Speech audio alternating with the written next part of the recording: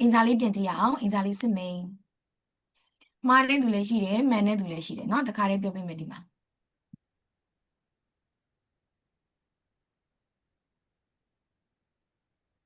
နံပါတ်1ဝါကြလေးမြန်မာလိုပြန်ပြောပြပါအောင်လို့ပြီးတော့ကျွန်တော်စဉ်းစားကြည့်ပြီးပြီလို့ဖူးတယ်လို့တွင်ဗာနဲ့ရေးမယ်လို့ပြောထားလေပြီးပြီလို့ဖူးတယ်လို့ဆိုဗာနဲ့ရေးမှာလဲ present tense have present tense perfect tense perfect tense perfect tense နဲ့ရေးမှာလေเนาะပြီးခဲ့တဲ့ဘက်ကချက်ထားတယ်အဲ့တော့ perfect ကဘယ်လိုတိဆောက်လဲ have plus but 3ဟုတ်တယ် have plus but 3 but you have ကနောက်က but 3လိုက်မယ်အဲ့ဒါကိုဘာလို့ခေါ်တာလဲ perfect tense perfect tense လို့ခေါ်တာအဲ့ဆိုရင်ပြီးပြီလို့ဖူးတယ်လို့ဆိုရင် have plus but 3နဲ့သွားမယ်အဲ့တော့ကျွန်တော်စဉ်းစားပြီးပြီဆိုတော့ဘယ်လိုလေးပြောမလဲကျွန်တော်ဆိုတော့ဗာလဲ I ဆိုတော့နောက်ကဘာလေးရေးမှာလဲ perfect မှာ have have have ရေးရမှာ I have စဉ်းစားတာကဘာလဲ in that think think ဟုတ်ကဲ့ပါ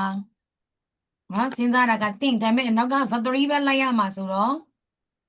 dog thought မှရမှာဟုတ်တယ်နော်အဲ့တော့ဒီကြားလုံးကစဉ်းစားပြီးပြီဆိုရင်ဘယ်လိုလေးပြောမလဲ I have thoughts I have thought ကျန်တဲ့သူတွေရောမှန်ရဲ့လား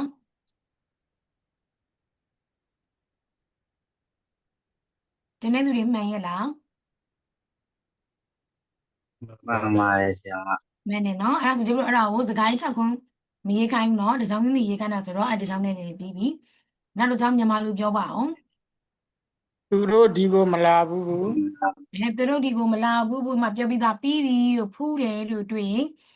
perfect tense နဲ့သုံးမယ်လို့ပြောထားပြီးသားမလာဘူးလို့ပြောလဲဒါကအငြင်းပြောင်းသွားတာလွယ်ရင်ပြီးပြီဖူးတယ်ပဲ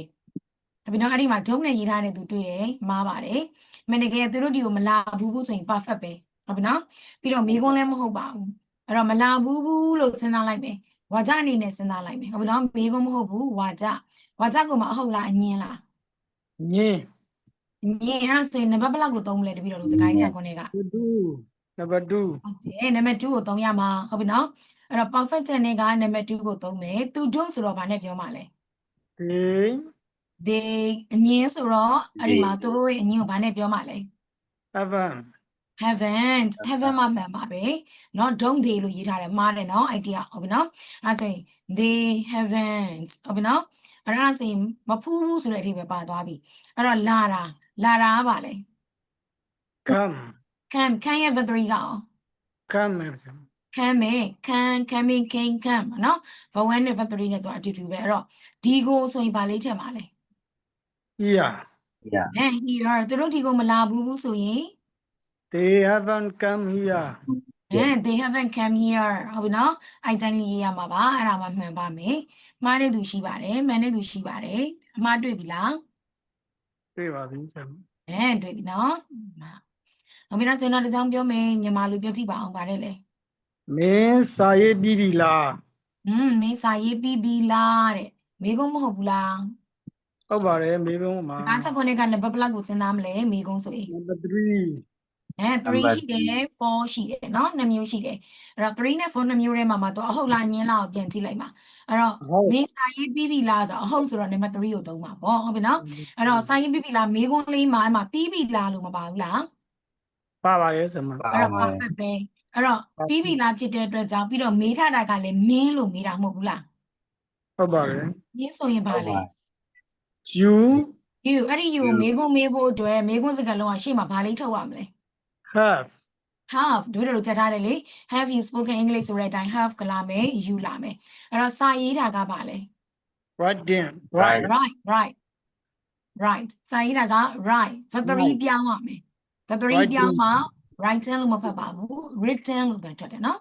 written အဲ့တော့မင်းစာရေးပြီးပြီလားဆိုရင်ဘယ်လိုပြောမလဲ have you written ဟုတ်တယ် have you written လေးစလုံးပေါင်းကြည့်ပါဦး R-I-T-T-E and written. ဟုတ်တယ် WRITT ရဲ့ written အဲ့တော့ have you written မှန်ကြလားအဲ့ဝါကြလေးကတော့မှန်တာများပါတယ်เนาะအဲ့မှာမှားတဲ့သူလည်းတွေ့တယ် do you write do you written လို့ရေးထားတယ်เนาะဟုတ်ပြီနောက်တစ်ခု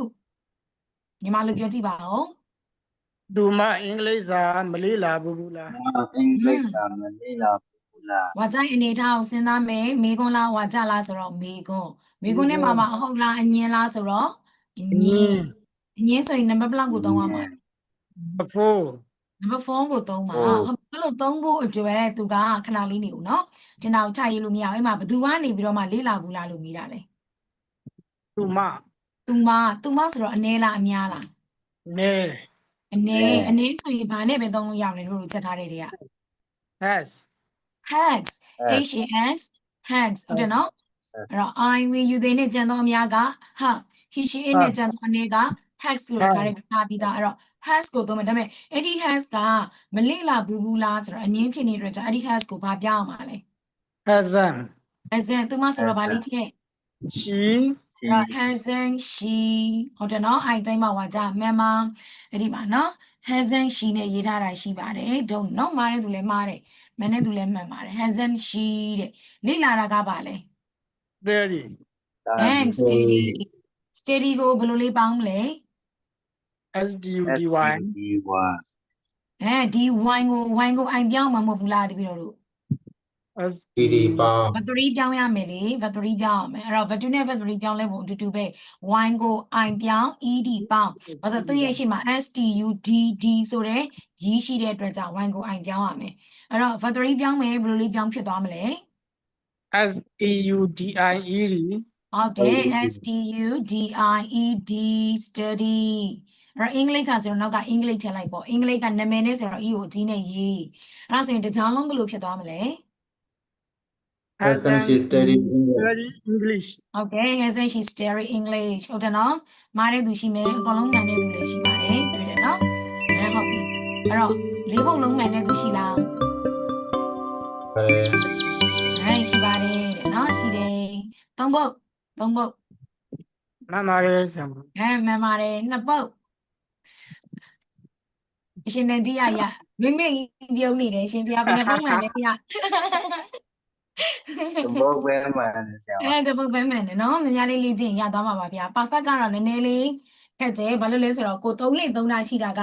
do you တို့ are you တို့ကနည်းနည်းရင်းနှီးတယ်လို့ရှိတယ်အဲ့ဒါ have you တို့ haven't you တို့ကနည်းနည်းတို့လေ့လာတဲ့တဲမှာတိတ်ပြီးတော့ဘယ်လိုပြောမလဲမနီးစပ်ဘူးပေါ့နော်မနီးစပ်တဲ့တဲမှာပါတယ်ပေါ့အဲ့လိုလေးဆိုနည်းနည်းလေးစိမ့်နေပေါ့နော်အဲ့လိုလေးတော့ဖြစ်တယ်အဲ့တော့နည်းနည်းလေးအားစိုက်ပြီးလေးလာပါနော်နည်းနည်းလေးတော့ခက်တယ်ဘာလို့ဆိုစကားလုံးလဲ V3 ပြောင်းရတယ်အရင်လေးနီးစပ်မနေလို့လေနော်ဟုတ်ပြီဒါပေမဲ့တို့တော့ဒီ basic level မှာတော့ဒီလောက်ကလေးနားလဲရင်ကိုပဲထပ်ပြီးလေ့လာရင်ရပြီเนาะအဲ့တော့တို့တော့ဒီနေ့ back to B လေးသွားရအောင်ဗျာเนาะအသစ်တက်မယ်တို့တော့စက်စာလေးပေးပါမယ်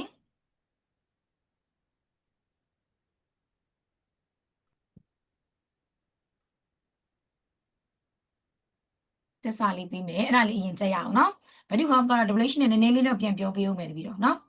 ဒါပေမဲ့လောလောဆယ်ဒါလေးစာအရင်ကြက်ရအောင်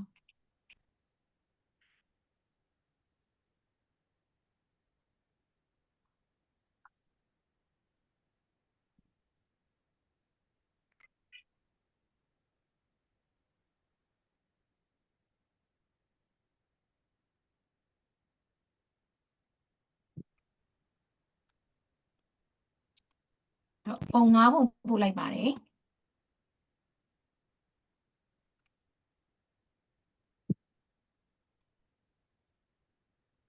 ရောက်ပြီလားဗျာဟုတ်ကဲ့ပါဟုတ်ပါ နော်ဒီနေ့ buff လေးလေးသွားမယ်ဘာလဲဆိုတော့ buff to be ဗါတယ်လေ but to be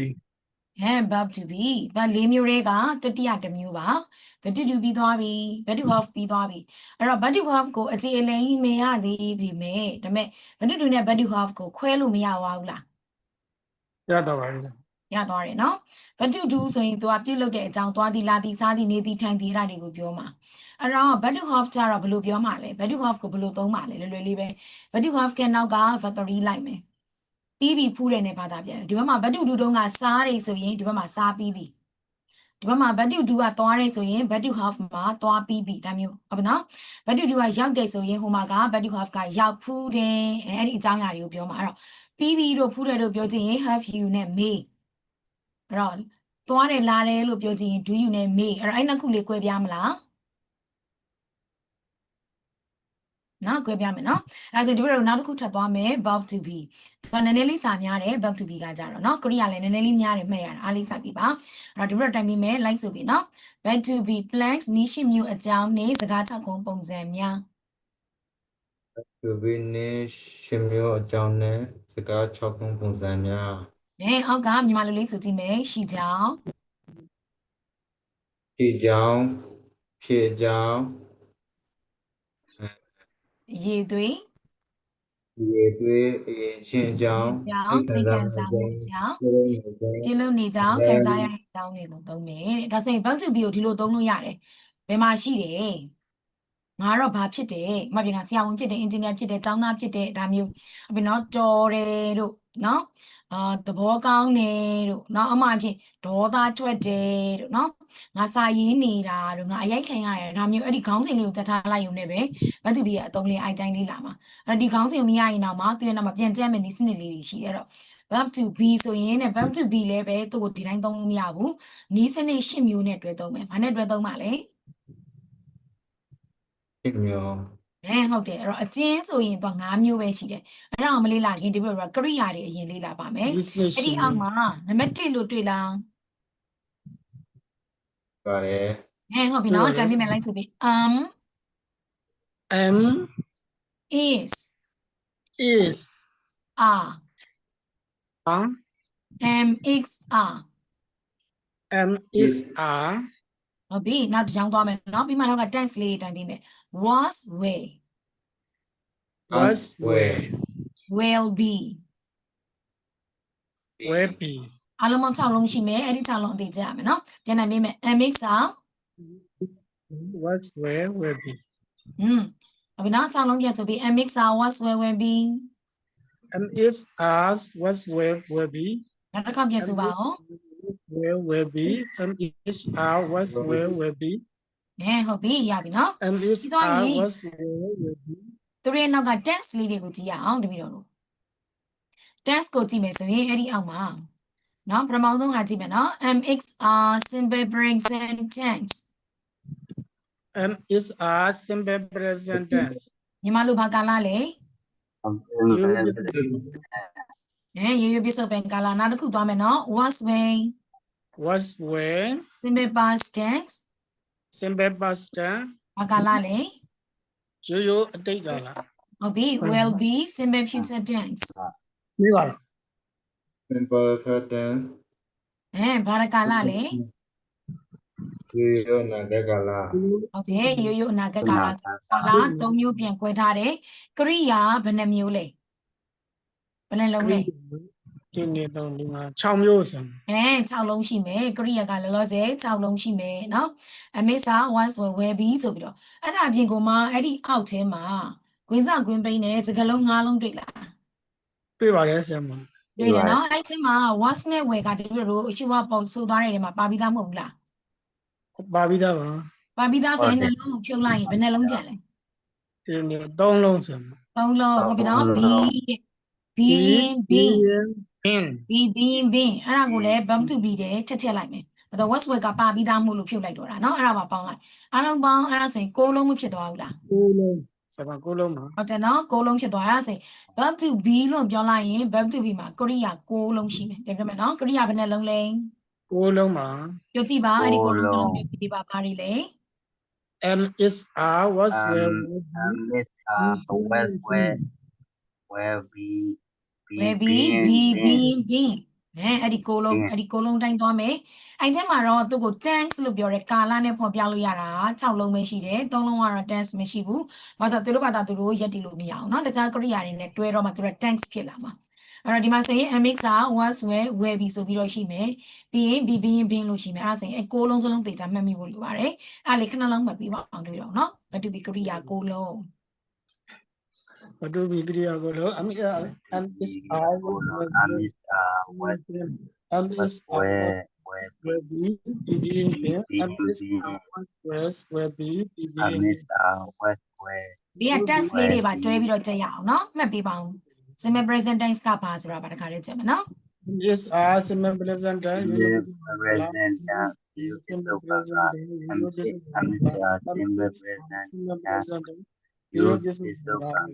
tense. Was where simple past tense. Past tense. You take a lot. Simple past tense. Simple past tense. You take a lot. Will be simple present tense. You naga. where Simple present tense. You naga. And this simple present tense. You where and is you take a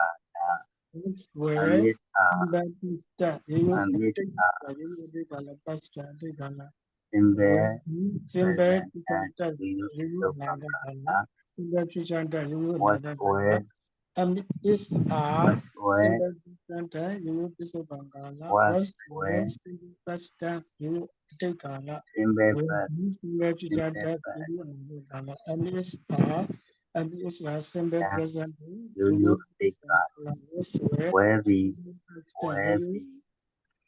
you take a lot. You take a lot. Where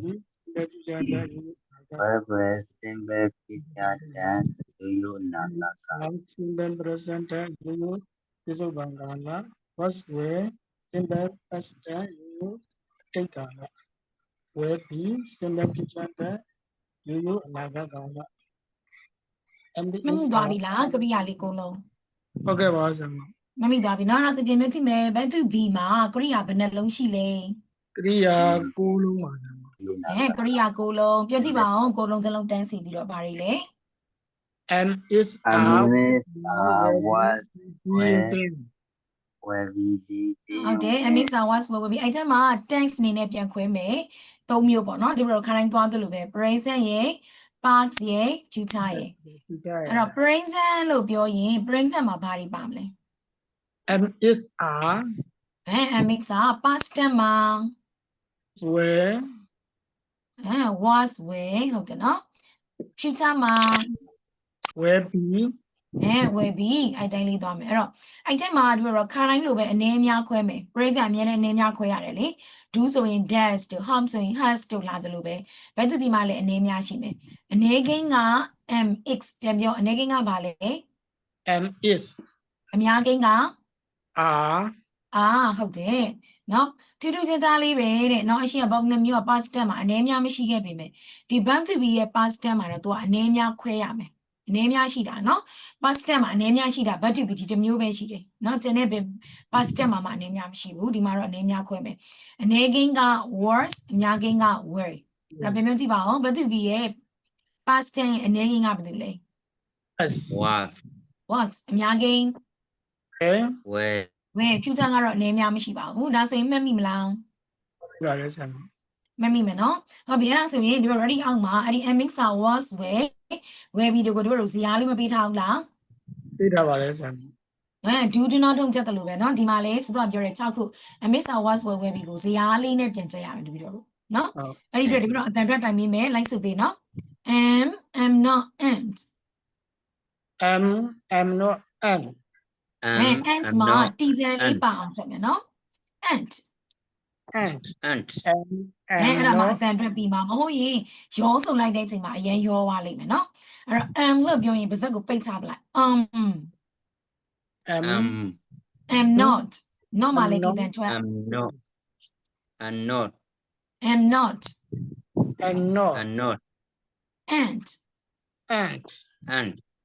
am not ant am not ant ဟုတ်ပြီအဲ့ဒီဟာလေးကို9កောက်လောက်တစ်ခါလေးကြက်ရင်းနဲ့နော်ဆိုအောင်တစ်ခါလေးဆိုတစ်ခါလေးကြက်မယ်နော်9កောက်လောက်ဆိုမယ်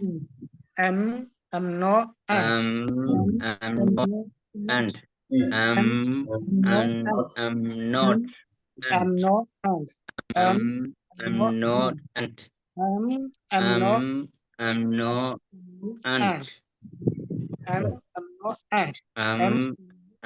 not ant I'm not antရပြီလို့ချင်ပါတယ်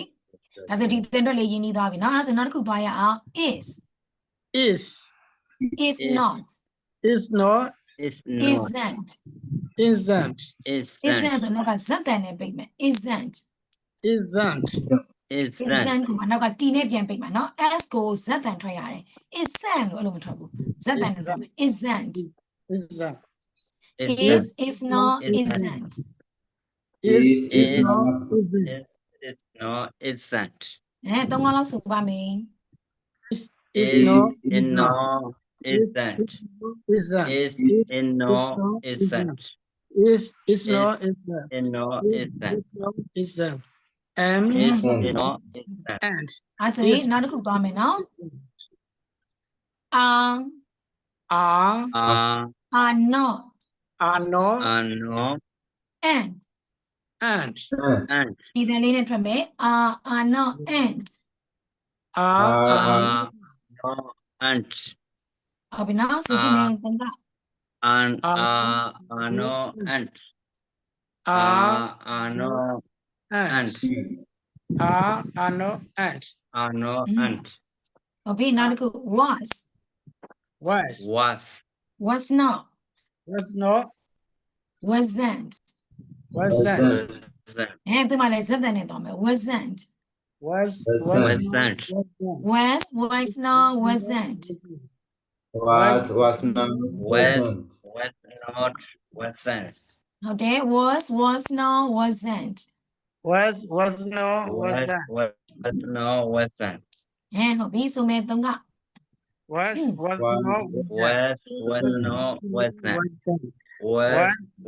no wasn't wasn't ဟုတ်ပြီနောက်တစ်ခုသွားမယ်ဟုတ်ပြီနော် where လို့မဖတ်တော့ဘူးနော် where not not want want where not want where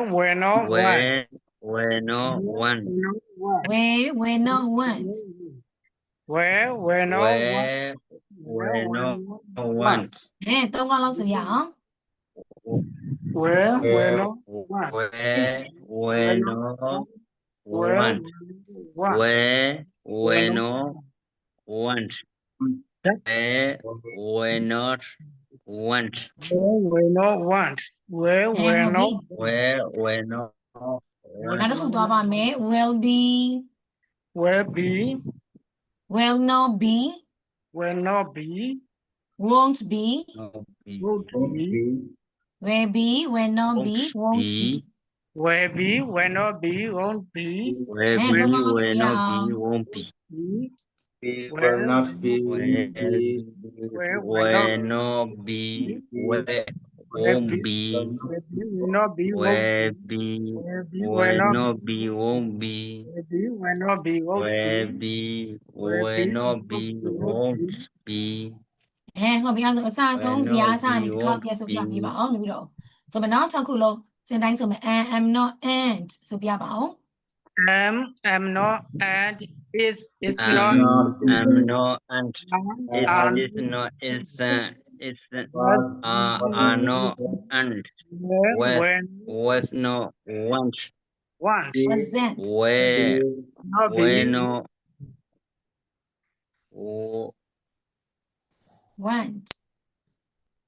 want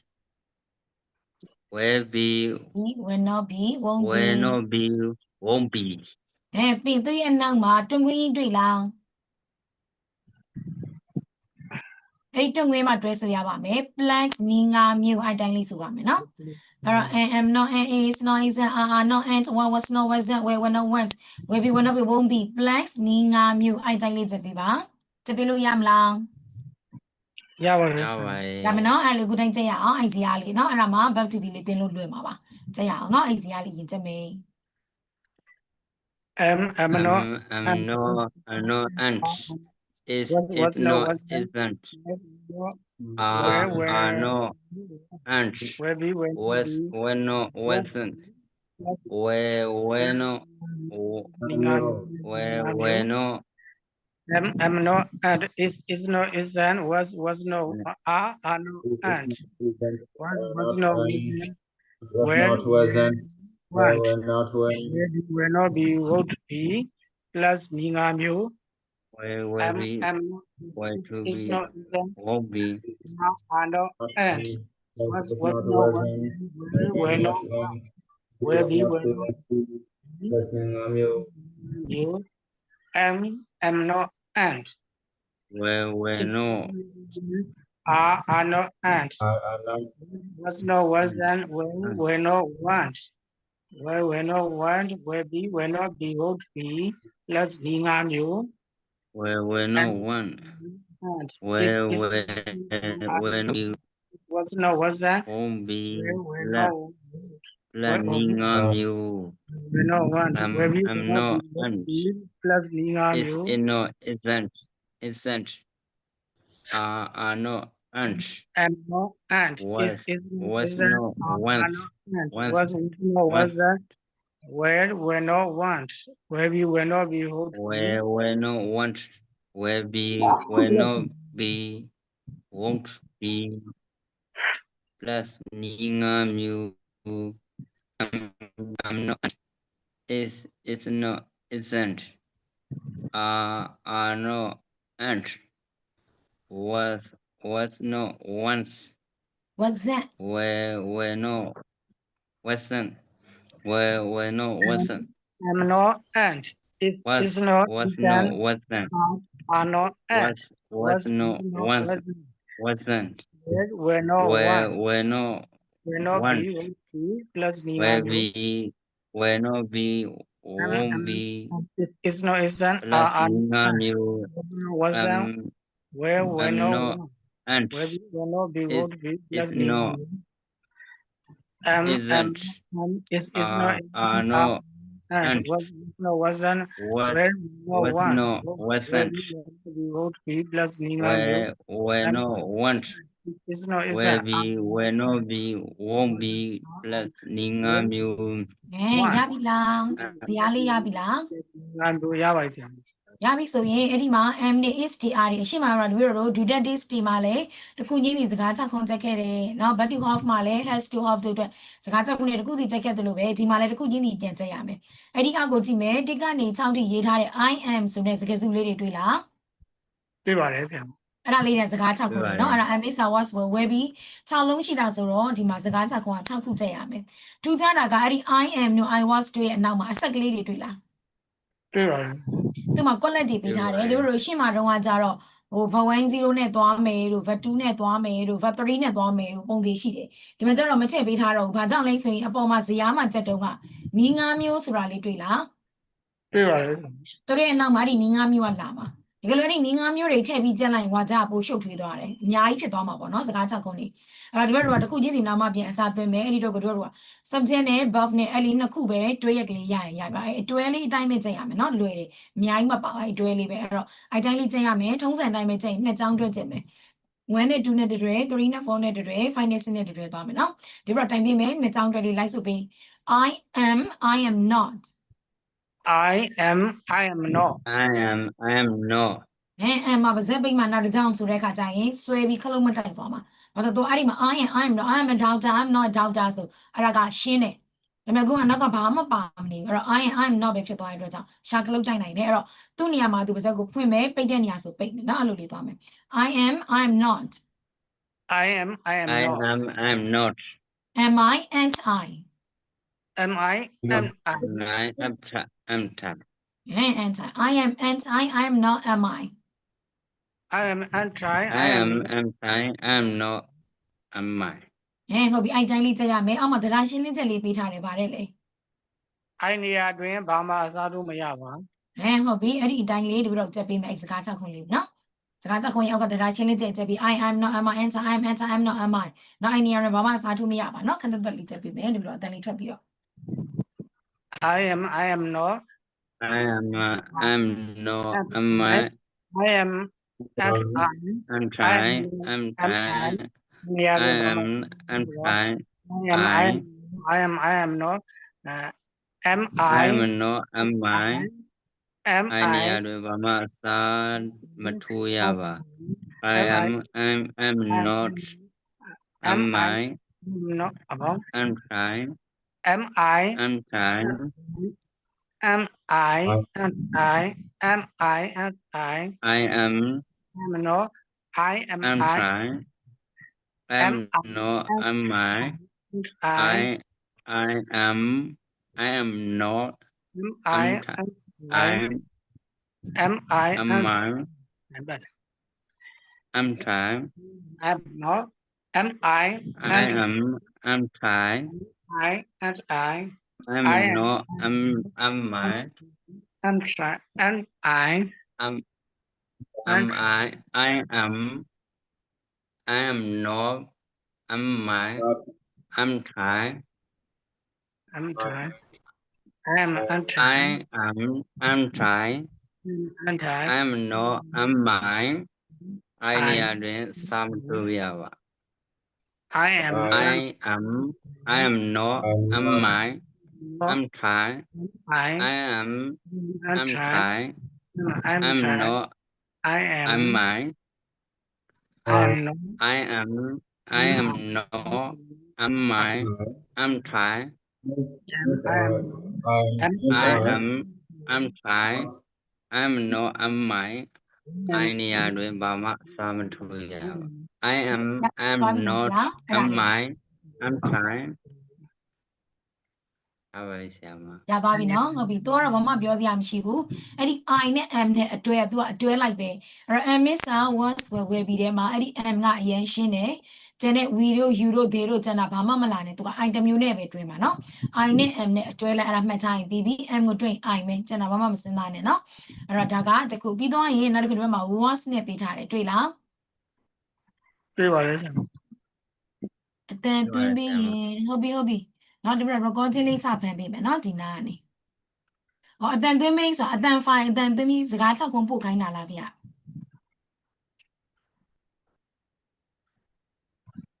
အဲ့ဆိုပြီးမှပဲเนาะအတန်ပြန်သွင်းပြီးပို့ပေးမယ်เนาะလောလောဆယ်တော့ဒီတိုင်းလေးပဲပေါ်ရအောင်ဟုတ်ပြီအဲ့ဒါဆိုရင်ဒီမှာ was နဲ့ပေးထားတယ်အဲ့ဒီမှာလည်းနှစ်ကြောင်းတွဲလေးပဲเนาะလိုက်ဆိုပေး I wasn't I wasn't was I wasn't was wasn't I wasn't I I was wasn't I wasn't was I wasn't I wasn't was I ဟုတ်တယ်အဲ့ဒီအတိုင်းလေးပဲအောက်မှာသဒ္ဒါရှင်းလင်းချက်ပေးထားတယ်ဗါတယ်လေ ရှိအင်းနဲ့ကြံနေ ကြံနီးတူ အနည်းတူအနီးတူမဟုတ်ဘူးเนาะအနည်းတွေလာမယ် he she နဲ့ကျန်တဲ့အနေတွေတူတူပဲလို့ပြောတာအဲ့ဒါလေးကြည့်ကြည့်အောင်အဲ့ဒါတော့ I am ကြည့်ပြီးသားဆိုရင်သိမခတ်တော့ပါဘူးเนาะ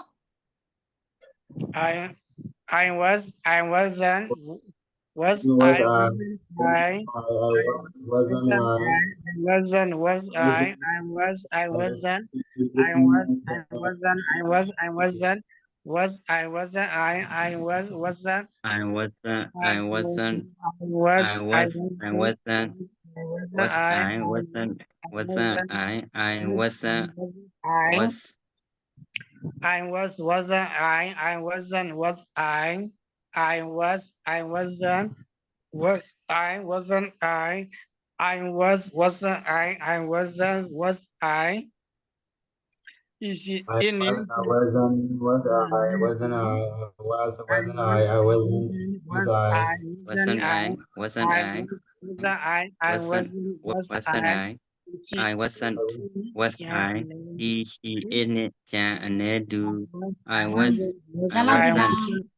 I was wasn't I he she in it ကြံအနေတူ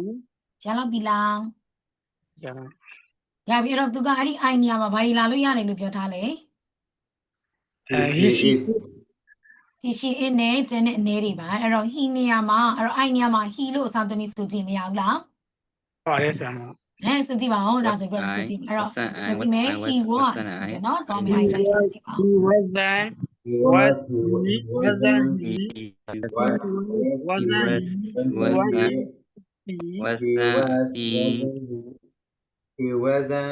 was he ဟုတ်တယ်နောက်တစ်ခု she လေးပြောင်းကြည့်ရင်ပြောမယ် she was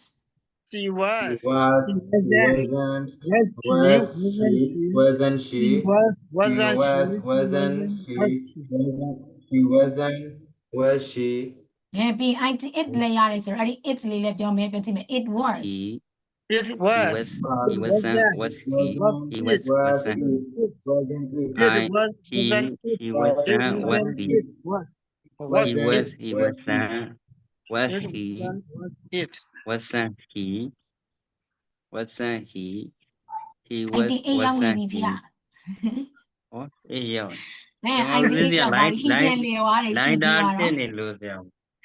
ဒီမှာ ဒီလိုင်းတာ နော် တက်နေ ဒီမှာအဲ့ဒါပြီးတော့ရင်နောက်တစ်မျက်နှာကိုကြည့်ရအောင်တပည့်တော်တို့နော်အဲ့ဒီမှာ you are နဲ့တွေ့လား တွေ့ပါတယ်ဆရာမ တွေ့တယ်အဲ့ဒီအတိုင်းလေးဆိုမယ်နော်လိုက်ဆိုပြီးနှစ်ကြောင်းတွဲပဲခါတိုင်းလို့ပဲ you are you and You are you and are you and you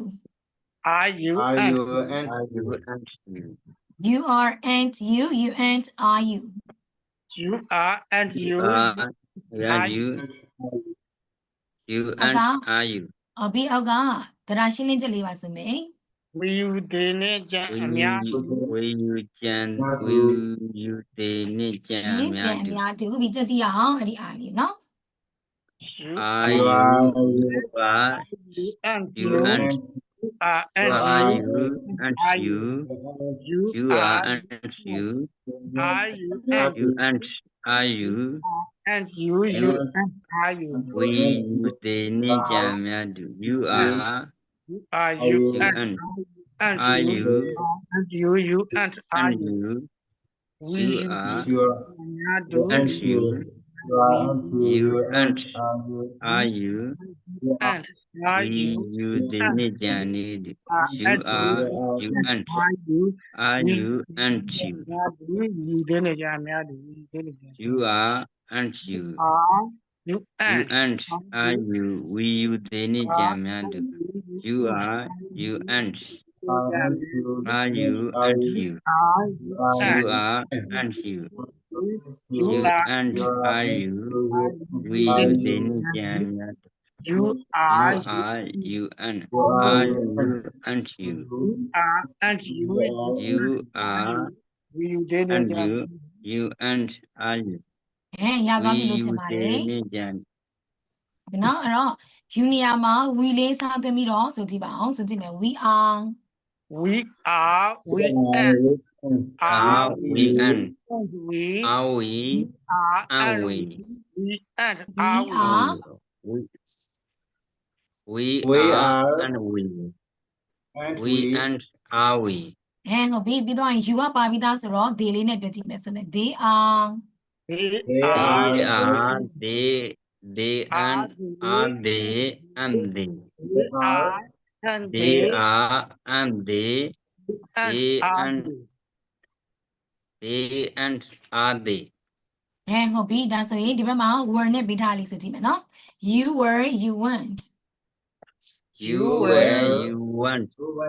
you want where you went you where you where you want you you were You- went you you went where you you were want you were want you you want where you အောက်မှာတရားရှင်းလင်းချက်လေးဆိုကြည့်ပါအောင် we you တွေ we နဲ့ကြ you they နဲ့ကြံအများတူ ဟုတ်ပြီအဲ့ဒါလေးလည်းကြည့်ကြည့်မယ် you you were were you were you want where you want you you were want you you you were want where you where you we want you where we you want they နဲ့ကြံ want where အ you များတူ you were you want you where were you were- want you where you want you were want you where want you want where you we we you တွေ you နဲ့ they နဲ့ကြံအများတူ where you were you want you where want you where want you you want you where were you want you you want where Where you want where you want you were we want you they need to do we you were you want where you want you you were want you you want where you want we where you you ကြံများတူ need to need do where you you ရလောက်ပြီ where လို့ထင် you ပါတယ် want ရလောက်ပြီလို့ထင်တယ်နော်အဲ့တော့ဒီပြတော့အိမ်ညမှာစာသွင်းမယ် junior မှာ we နဲ့စာသွင်းကြည့်ပါအောင်ပြောမယ် we were We were, we want. We were, we want. Where we want we. Where, want, We were, want we. We where, want, where we.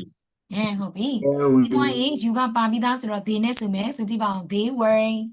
they were, They were, they want. Where they want they. They were, want they. They want, where they. ဟုတ်ပြီအဲ့တော့အဲ့ဒီအောက်မှာ he is လို့တွေ့မယ်နောက်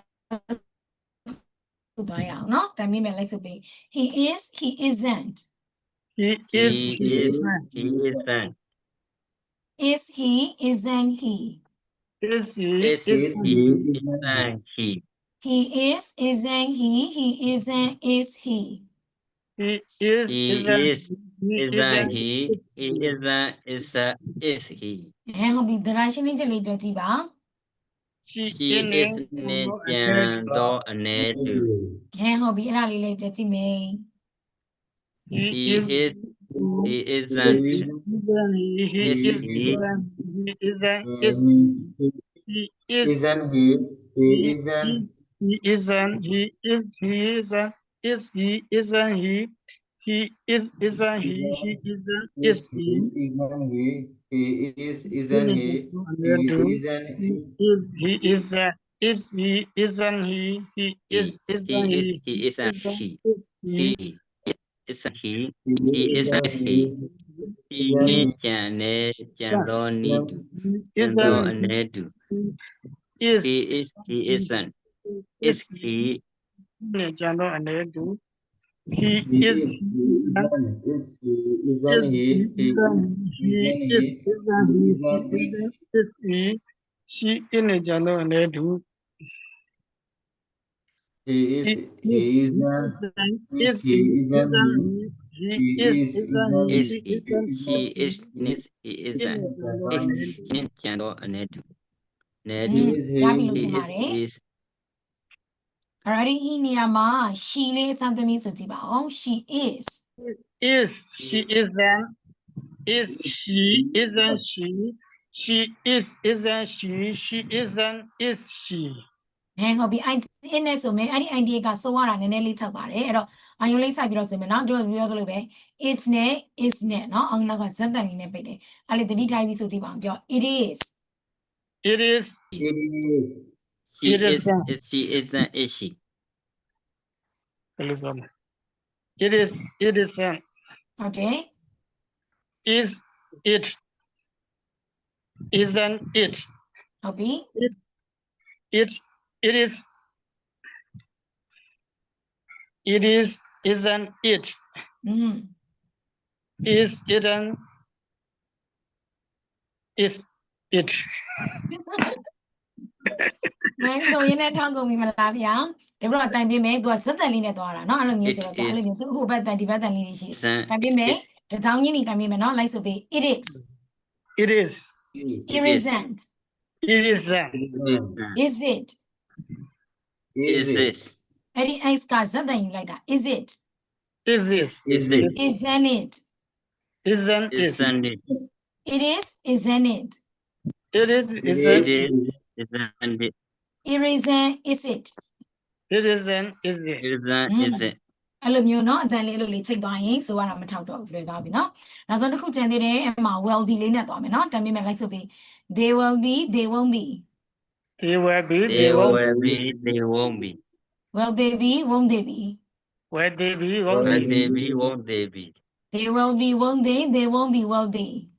They will be, They won't will be, won't they won't be, will they? ဟုတ်ပြီဒါရှင်းလင်းချက်လေးဆိုပါအောင် I'm with you, I'm he, she, I'm it, with you, he, it, she, it, နဲ့ကြံအများကြံအနေအများတူ ဟုတ်ပြီအဲ့ဒါလေးเนาะကြည့်ကြည့်အောင်ဗျ they will be, they won't They be, will be, they won't be. Where they will be, won't they be. They will be, won't they won't be, where they. they will be, they won't I'm with you, he, she, is နဲ့ကြံအနေအများတူ They will be, they won't be. Where they be, won't they be. They will be, won't they. They won't be, where they. Where they. I'm with you, he, she is it ကြံအနေများတူ they will be they won't be where they be won't they be they will be won't they won't be where they will be they won't be where they be won't they be they will be won't they won't be where they I will you he she I will you he she is it ကြံအနေများနေ they will be they won't be where they be won't they will be won't they will be won't they will be where they won't be where they will be won't they won't be where I will you she is it ကြံအနေများတူ they will be they won't be where they be won't they will be won't they won't they be where they will be they won't be where they be won't they be they will be won't they will be where ရလောက်ပြီးချင်ပါတယ်ဟုတ်ပြီနော်အဲ့တော့အဲ့ဒီမှာ I လေးစသပြီးတော့စကြည့်ပါမယ်ပြော I will be I I will will be I won't be where they I won't they I ဒီမပါတော့ဘူးလေ won't where I be won't I be ဒီနေရာမှာ I ပြောင်းလိုက်ရုံပဲဆိုတာဒီမှာကုန်ပြီနော်အဲ့တော့ဒီလိုလိုက်ဆိုပြီး I will be I won't be I will be I will be I won't be will I be won't I be where I be where I be won't I be I will be won't I won't be will I I will be I will be won't I won't be where I အဲ့ဒီဒီနေရာတွေ့သမျှအားလုံးခါတိုင်းလိုပဲပြောင်းပါလေအဲ့တော့ I ဆိုရင် I'm ပြောင်းလိုက်ရုံပဲเนาะနေရာတွေပြောင်းကြမလို့အဲ့တော့ we လေးနဲ့ပြန်ဆိုပြပါအောင်ဆိုကြည့်မယ်ပြော we will be we will be we won't be we will be we won't be we be where be where we be we will won't be where we we will be won't be we won't be we won't be where we won't be where be ဟုတ်ပြီ you နဲ့ဆိုကြည့်မယ် you will be you will be you won't be where you be won't you be where we want you you will be won't be where you won't you ဟုတ်ပြီ he နဲ့ဆိုကြည့်မယ် he will be he will be he will be he won't be where he be won't he be he will be won't he won't be where he ဟုတ်ပြီ she နဲ့ပြောမယ် she will be she will she will be she won't be where she be won't she be she will be won't she won't be where she ဟုတ်ပြီ it နဲ့ပြောမယ် it will be it will be it will be won't be where it be won't it be it will be won't it it won't be where it ဟုတ်ပြီဒါဆိုရင် am ရဲ့ is က was က will be အဲ့ဒီစကားလုံး6လုံးအတွက်အားလုံးဘာ subject နဲ့တွဲရမယ်ဆိုတာလေးကိုဝယ်ပြတည်သွားအောင်ဒါလေးပြန်ချက်ပေးဖို့လိုတယ်နော်အဲ့တော့ am ဆိုဘာနဲ့တွဲမယ်နော် x ဆိုဘာနဲ့တွဲမယ် are ဆိုဘာနဲ့တွဲမယ် was will be အကုန်လုံးပါပြီဒါနော်အဲ့နောက်က quality လေးတွေအတွဲကြည့်ရအောင်နောက်တစ်မျက်နှာကိုသွားမယ်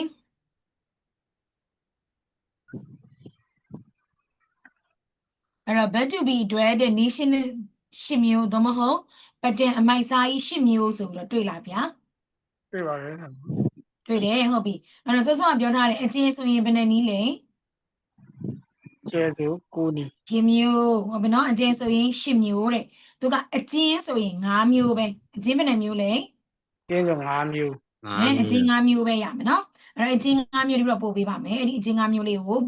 Telegram ထဲမှာပို့ပေးမယ်နော်အဲ့ဒါလေးကိုပဲကြည့်မယ်အဲ့ဒီ10မျိုးကကြတော့နည်းနည်းလေး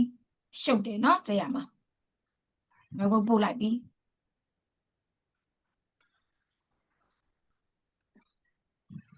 ဘတ်တူဘီနီ5မျိုးလို့ရောက်ပြီလား ရောက်ပါပြီဆရာမ ရောက်ပြီနော်ဒီမှာဒီဘက်တိုင်နေမယ်အဲ့တော့လေကောင်အပေါင်းနေပါထည့်မဆိုတော့နော်ဒီနေ့အတန်တွက်ပဲဆိုမယ်သူကို noun be noun be now နောက်တစ်ခုက noun be place နော် place be noun be adjective noun be adjective noun be adjective be noun be verb ing noun be verb ing noun be verb 3 noun be verb 3ဟုတ်ပြီအဓိက5မျိုးအဲ့တော့အားလုံးက noun be တွေကြီးပဲအဲ့တော့အဲ့ noun be တွေကရှေ့ကပုံသေးလာမယ်နောက်ကလာတဲ့စကားလုံး5လုံးပဲပြန်မှတ်မယ်လိုက်ပြောပြီး noun noun place no place adjective adjective verb ing verb ing verb 3 verb 3 အဲ့ဒီငါးလုံး verb အခုချက်မယ်နော်အစင်တိုင်းချက်မယ် noun place adjective verb ing verb 3အဲ့ဒီငါးလုံးအခုချက်မယ် adjective noun place noun place adjective verb ing noun verb place 3 noun place adjective verb ing verb ing verb 3 noun place adjective noun place verb adjective ing verb 3 noun place adjective verb ing verb 3 noun place adjective verb ing verb 3 noun place adjective verb ing verb 3 noun be noun noun be place noun ဒီ be နာမျိုးလေးရပြီလား place ရပါပြီဆရာမ ရပြီနော်အဲ့ဒါဆိုဘတ်တူဘီရဲ့နောက်ကလိုက်ပြီးသုံးလို့ရတဲ့နည်းကအကျဉ်းဆိုရင်ဘယ်နှနည်းရှိတာလဲ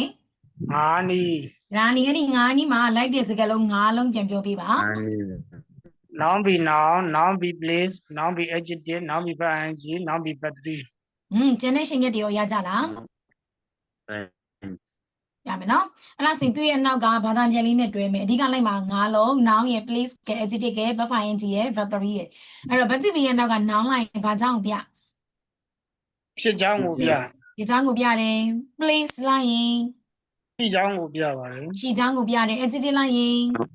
ရည်တွေးအရေးချင်းအရေးအတွက်ကိုပြပါတယ် ဟုတ်ပြီဘတ်တူဘီရဲ့နောက်က verb ing လိုက်မယ်တဲ့ verb ing ဆိုတာကဒါတပြည့်တော့ verb 1 verb 2တို့လဲခေါ်ရဲနေမယ်နော်ရှင်းမပြောခဲ့တယ် verb 1ဆိုရင်ဘာ verb 2ဆိုရင်ဘာเนาะ present တို့ past တို့ပြောတယ်သူ့မှာလည်းနာမည်လေးရှိတယ်သူများပြောရင်သိအောင်တခါတည်းမှတ်ထားမယ်အဲ့ဒီ verb ing ကိုခေါ်တဲ့တရားနာမည်ကကြတော့ present participle လို့ခေါ်တယ်ဘာလို့ခေါ်လဲ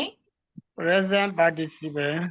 present participle အဲ့ဒါ verb ing ကိုခေါ်ရဲနေမယ်အဓိကအဲ့ဒီအောက်ကဟာလေးကိုစာလေးကိုထည့်ပြီးတော့ချက်ပေးရမယ်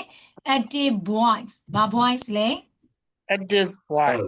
active voice active voice ဆိုတာကဘာလဲတဲ့ active voice ဆိုတာဘာလဲဆိုရင်သူက subject ကပြုလုပ်ကြောင်းကိုပြတာပြန်ပြောမယ်နော် active voice ဆိုတာဘာလဲ subject ကပြုလုပ်ကြောင်း လို့ကြောင်း ဟုတ်တ ကို ယ် ပြတာ နော် subject ကပြုလုပ်ကြောင်းကိုပြတယ်နော်ဘတ်တူဘီရဲ့နောက်က verb ing လိုက်အဲ့ဒီ verb ing ကို present participle လို့ခေါ်တယ်ဘတ်တူဘီနဲ့အဲ့ဒီ verb ing နဲ့ပေါင်းရင်သူက active voice ဖြစ်တယ် active voice ဆိုတာက subject ကပြုလုပ်ကြောင်းကိုပြတာဘာသာပြန်လေးပေးထားပါတယ်ဘယ်လိုဘာသာပြန်မယ်တဲ့လေ နေသည်နေတယ်လို့ဘာသာပြန်ပေးပါ ဟုတ်တယ်နေသည်နေတယ်လို့ဘာသာပြန်ပေးပါတဲ့ဒါက verb ing လိုက်တာဟုတ်ပါနော်ပြီးတော့ရင်နောက်တစ်ခု verb 3လိုက်မယ်ဘာလိုက်မှာလဲ verb 3 အဲ့ဒီ verb 3ကိုလည်းသူ့ grammar နာမည်လေးပေးထားတယ် past participle လို့ခေါ်တယ်ဘာလို့ခေါ်တာလဲ past participle အဲ့တော့ verb to be နဲ့ verb 3နဲ့ပေါင်းလိုက်တဲ့အချိန်မှာနော် past participle လို့ပြော verb 3လို့ပြောအတူတူပဲနာမည်လေးပဲကွာပါတယ်အဲ့ဒါကိုကျတော့သူက passive voice လို့ခေါ်တယ်ဘာလို့ခေါ်တာလဲ passive voice passive voice အဲ့တော့ passive voice ဆိုတာကဘာလဲတဲ့ subject ကခံရကြောင်းကိုပြတာပြန်ပြောမယ်နော်ဗါတဲ့လေ subject ကခံအကြောင်းကိုပြပါ အဲ့တော့ subject ကခံရကြောင်းကိုပြရင်ဘာ voice လဲ passive voice passive voice subject ကပြုလုပ်ကြောင်းကိုပြရင်ဘာ voice လဲ active voice အဲ့နှစ်ခုလေးမှတ်ထားရင်ရပြီနော်အဲ့တော့ active voice ဖြစ်ဖို့ဆိုရင် verb to be က ing နဲ့တွဲရမယ် passive voice ဖြစ်ဖို့ဆိုရင် verb to be က verb 3နဲ့တွဲရမယ်အဲ့ဒါလေးပါအဲ့တော့ passive voice လို့ပြောလိုက်သူ့ဘာသာပြန်၃မျိုးပေးထားတယ်ဘယ်လိုဘာသာပြန်မယ်တဲ့လေ ငါတဲ့ငါကိုတဲ့ငါခံ ငါ ရ ခံရ တဲ့ တယ်ဟုတ်ပြီအဲ့ဒီမှာ9နည်းရှိတယ်အဲ့ဒီ9နည်းကိုမနေ့ဖန်ရအောင်ချက်ထားပေးရင်ရမလား ဟုတ်ကဲ့ပါဆရာ ရ အခုတို့နံပါတ်4အချက်လေးကိုအရင်ပြောမယ်ဒီနေ့နံပါတ်4အချက်ဘတ်တူဘီရဲ့နောက်က verb ing လိုက်မယ်ပြန်ပြမယ်နော်ဘတ်တူဘီရဲ့နောက်ကဘာလိုက်မှာလဲ verb ing verb ing လိုက်မယ်ဟုတ်ပြီနော်အဲ့တော့သူ့ကိုဘယ်လိုဘာသာပြန်မယ်လို့ပြောလဲ နေတယ်နေ နေသည်နေတဲ့ပြန်ပြောဘယ်လိုဘာသာပြန်ပါလဲ နေသည်နေတယ်လို့ပါလား ဟုတ်တယ်နေသည်နေတယ်လို့ဘာသာပြန်ရမှာတဲ့နော်နေသည်နေတယ်နဲ့ဘာသာပြန်ပေးမယ်အဲ့တော့ဥမာအဖြစ်ကတယ်ဆိုရင်ကနေတယ်စားတယ်ဆိုရင်စားနေတယ်သွားတယ်ဆိုရင်သွားနေတယ်အဲ့လိုဖြစ်သွားတာဟုတ်ပြီနော်ဟဲ့နေဘာလုပ်နေလဲကျွန်တော်စာရေးနေတယ်ဒါမျိုးကျွန်တော်စာရေးသည်တို့စာရေးပြီးပြီတို့စာရေးခဲ့သည်တို့ ਨੇ တူလား မတူပါဘူး မတူပါဘူးနေသည်လို့ပြောမှာတခုခုကိုလုပ်နေတယ်အဲ့တော့နေသည်ဆိုတဲ့အဓိပ္ပာယ်နဲ့ဝါကြတွေကိုဘယ်လိုအခါမျိုးမှာသုံးပါလဲအခုပြောလိုက်တယ်နော်အမှန်ပြင်ကျွန်တော်စာရေးနေတယ်ဆိုရင်မပြောခင်အချိန်တွေကစပြီးတော့စာရေးနေတာပြောတဲ့အချိန်ထိလည်းစာရေးနေတော့ပြောပြီးတဲ့အချိန်မှာရက်လိုက်မှာမဟုတ်ဘူးမပြီးသေးရင်စိတ်ရေးနေဦးမှာဟုတ်ပြီနော်အဲ့တော့တယောက်ကလမ်းမေးတကယ်ချင်းမင်းဘာလုပ်နေလဲဟုတ်ပြီနော်ငါစာရေးနေတယ်ဒါဆိုရင် तू မမေးခင်တည်းကစာရေးနေတာအဲ့တော့ပြောနေတဲ့အချိန်မှာလည်းရေးတော့သူပြောပြီးလို့ရက်လိုက်မှာမဟုတ်ဘူးဒီစာမပြီးမချင်းကိုရေးနေမှာအဲ့ဒါဆိုရင်ဒီနေသည်ဆိုတဲ့အဓိပ္ပာယ်လေးနဲ့သုံးမယ်ရမလား ရပါတယ် သူကပြစ္ဆုတ်ပံနဲ့သွားပြီးတော့ရောတတ်လို့နော်။ဘာလို့ကျွန်တော်စာရေးတယ်နဲ့စာရေးနေတယ်နဲ့သွားရောမှာဆိုလို့စာရေးတယ်ဆိုတာအခုလောက်တာပြောတာအခုရက်ရင်ရက်လိုက်ပါဟုတ်မနော်။ကျွန်တော်သွားတယ်ဒါကရိုးရိုးပြစ္ဆုတ်ပံကိုပြောတာဟိုမှာကျတော့သူကနော်ဒါတစ်မျိုးလေးပြန်ပြောင်းပြောတာအဲ့တော့အဲ့9နီးထဲမှာ ing နဲ့သွားမယ်အဲ့တော့ ing တွေအများစုကတဲ့ verb ကနေပြောင်းရမှာဘယ်ကနေပြောင်းရမှာလဲ ဘဝနေပြပြောင်း ။တပည့်တော် verb တစ်လုံးလေးလုံးချက်ကိုပေးတော့က see ဆိုရင် see ရင်းလို့မလာဘူးလား လာပါတယ်စီ ဒါတဲ့အဲ့ဒီ see ရင်းကဘယ်ကလာလဲဆို verb see ကနေလာတာ go ဆိုရင် going come ဆိုရင် coming ဟုတ်တယ်နော် dance ဆိုရင် dancing အဲ့တိုင်းအားလုံး ing တွေပေါင်းရမယ်အဲ့လိုပေါင်းတဲ့အခါမှာတဲ့စကားပြောမှာအရန်လွယ်ပါတယ်သူတို့ရဲ့နောက်ဆုံးစကားလုံးကအတန်ထွက်လေးကိုအင်းတန်လေးပါ ing ကအငတ်တာဝဇ္ဇနှလုံးပါအင်းလို့ထွက်တယ်ဒါပေမဲ့နောက်အမှအဖြစ်look ဘာနဲ့ဆုံးလဲ K K အဲ့ဒီ K ကို ing ပေါင်းလိုက်တယ် look ing ဒါဆိုရင် verb ing ဖြစ်သွားတယ်သူရဲ့အတန်တို့ကိုထွက်တဲ့အခါကျအင်းတန်ကို K နဲ့ပေါင်းမယ်အဲ့ဒီ K ကခောက်ခွင့်နဲ့ပဲတော့ looking ဆိုပြီးဖြစ်သွားတာ looking speak ဆိုရင် ing ပေါင်းတယ် speaking became နော် ing တန်လေးတွေပေါင်းလိုက်ရင်ရပါပြီအရန်လွယ်ပါတယ်ဒါပေမဲ့သူ့ကို ing ပေါင်းဖို့အတွက်သူ့မှာလုံနီးဆောင်ပုံလေးရှိတယ်မရှိတာလဲ လုံနီးဆောင်ဖို့ ဟုတ်တယ် verb ing လုံနီးဆောင်ပုံလေးတွေရှိတယ်အဲ့ဒီဆောင်ပုံကိုဒီဘက်အခုပို့ပေးမယ်နော်အဲ့ဒီဆောင်ပုံလေးတိုင်းတော့ကြည့်ရမယ်စကားပြောရင်အရန်လွယ်တယ်ဒါပေမဲ့စာအရေးမှာကြတော့အဲ့လိုမျိုးမရတော့ဘူးနော်သူ့ပြောင်းပေးရမယ်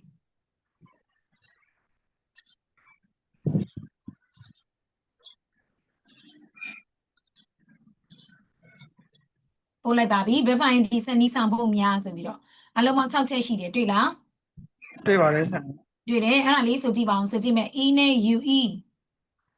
E နဲ့ U ကိုပြည့်ရ E ဖြုတ်ခါ ဒါ ပေါင်း ပေါင်းပါ ing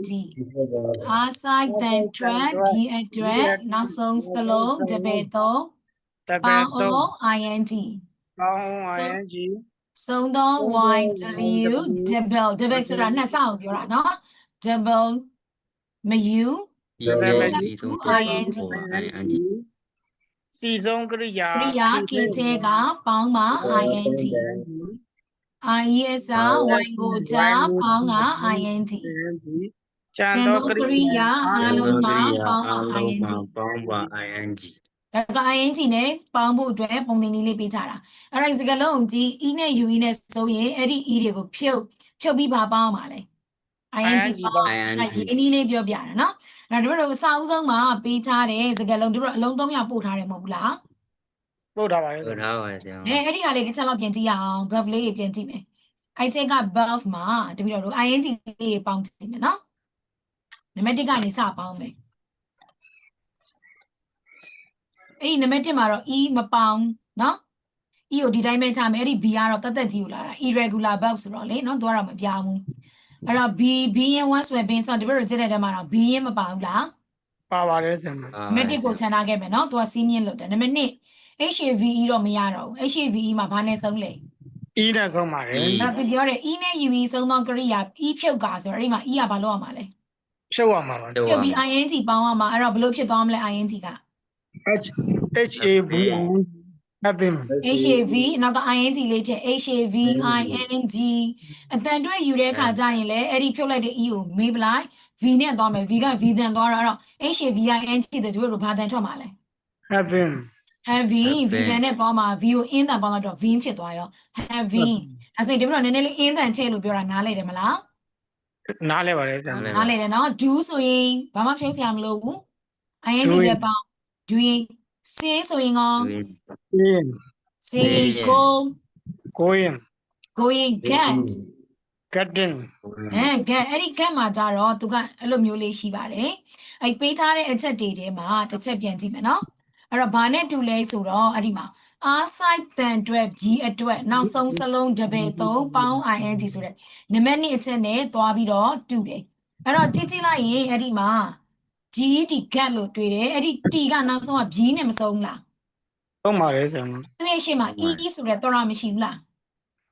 ရှိပါတယ် ရှိပါတယ် အဲ့လိုမျိုး B နဲ့ဆုံးပြီးရှေ့မှာတော်ရရှိနေတယ် AIOU တစ်လုံးလုံးရှိနေတယ်ဆိုရင်တဲ့အဲ့ဒီနောက်ဆုံး T ရဲ့အတန်အတွက်ကိုကြည့်အဲ့ဒီအတန်အတွက်ကသူ့ကိုဖွာဆိုတာလားဖိဆိုတာလားအတန်ပြင်းပြင်းဆိုတာလားအတန်ဖွာဖွာလေးပဲဆိုတာလားအဲ့ဒါကိုကြည့်တကယ်လို့အတန်ဖွာဖွာပဲအဲ့ဒီ T မှာအာမဆိုင်ထားဘူးဆိုရင်ဒီတိုင်းလေးပဲ ING ပေါင်းလိုက်တကယ်လို့အဲ့ဒီနောက်ဆုံးစကားလုံးရဲ့အဲ့ဒီ B မှာသွားပြီးအားဖိတ်ပြီးတော့သူ့ကိုခပ်ပြင်းပြင်းလေးဆိုရဲဆိုရင် ING ပေါင်းရင်အဲ့ဒီညောင်ကပြ T ဆိုရင်အဲ့ဒီ T ကိုနှစ်ဆယူပါတယ် GETTING ကတ်တင် အဲ့လိုပြီးသွားမယ်နော် getting getting အဲ့လိုနှစ်ဆယူပြီးမှသွားရမယ်အခု get အဲ့ဒီ T အတန်ပြင်းလားအတန်ပြော့လား တန်ပြင်းပါ ပြင်း တ ပါတယ်ဗျာ အတန်ပြင်းတယ်တို့တို့ကြက်ထားတဲ့ထဲမှာတစ်လုံးလားနှစ်လုံးလား နှလုံးပါ getting got ဟုတ်တယ်မလား getting got တဲ့နှစ်မျိုးတောင်ရှိတယ်လေပေးထားတဲ့ထဲမှာမပါဘူးလား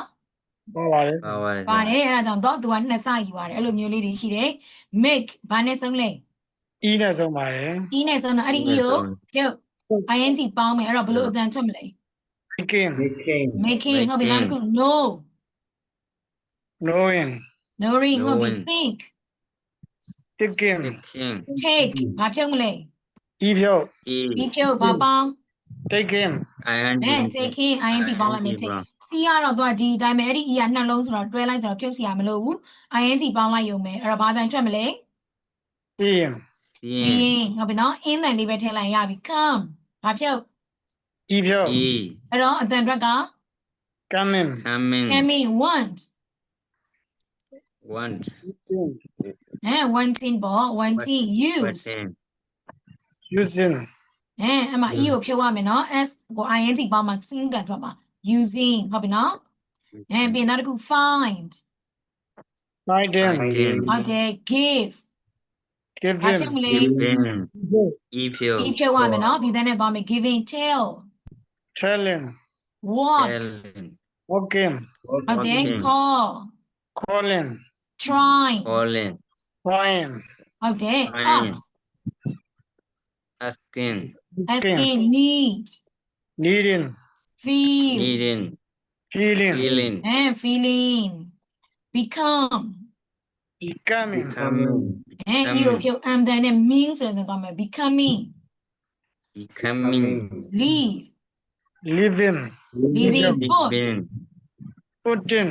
အဲ့ဒီမှာ PUT ပုတ်ကလည်းဆော့ဆော့ရနော် GED ကတ်လို့ပဲ T နဲ့ဆုံးနေရှင်းမှာ U ရှိတယ်အဲ့ဒီ put T တန်ခပ်ပြင်းပြင်းဆိုတော့သူနှစ်ဆယူရတယ် PUTT INT အဲ့ဒါလေးတွေကတော့စုကြည့်ရင်းနဲ့မှရမှာနော်စကားလုံးလေးတွေ့ရင်အဲ့လိုလေးတတိထားပြီးတော့ပြောင်းမဟုတ်ရင်တော့ကြက်ထားပေါ့နော်တို့ကတော့ဒီလိုပဲကြက်ရင်းနဲ့အခုမှနေ့စနစ်ကရတော့ပြန်တိုက်ကြည့်တဲ့အခါကျတော့ဒါတွေကလွယ်သွားတာနော်အဲ့တော့ putting mean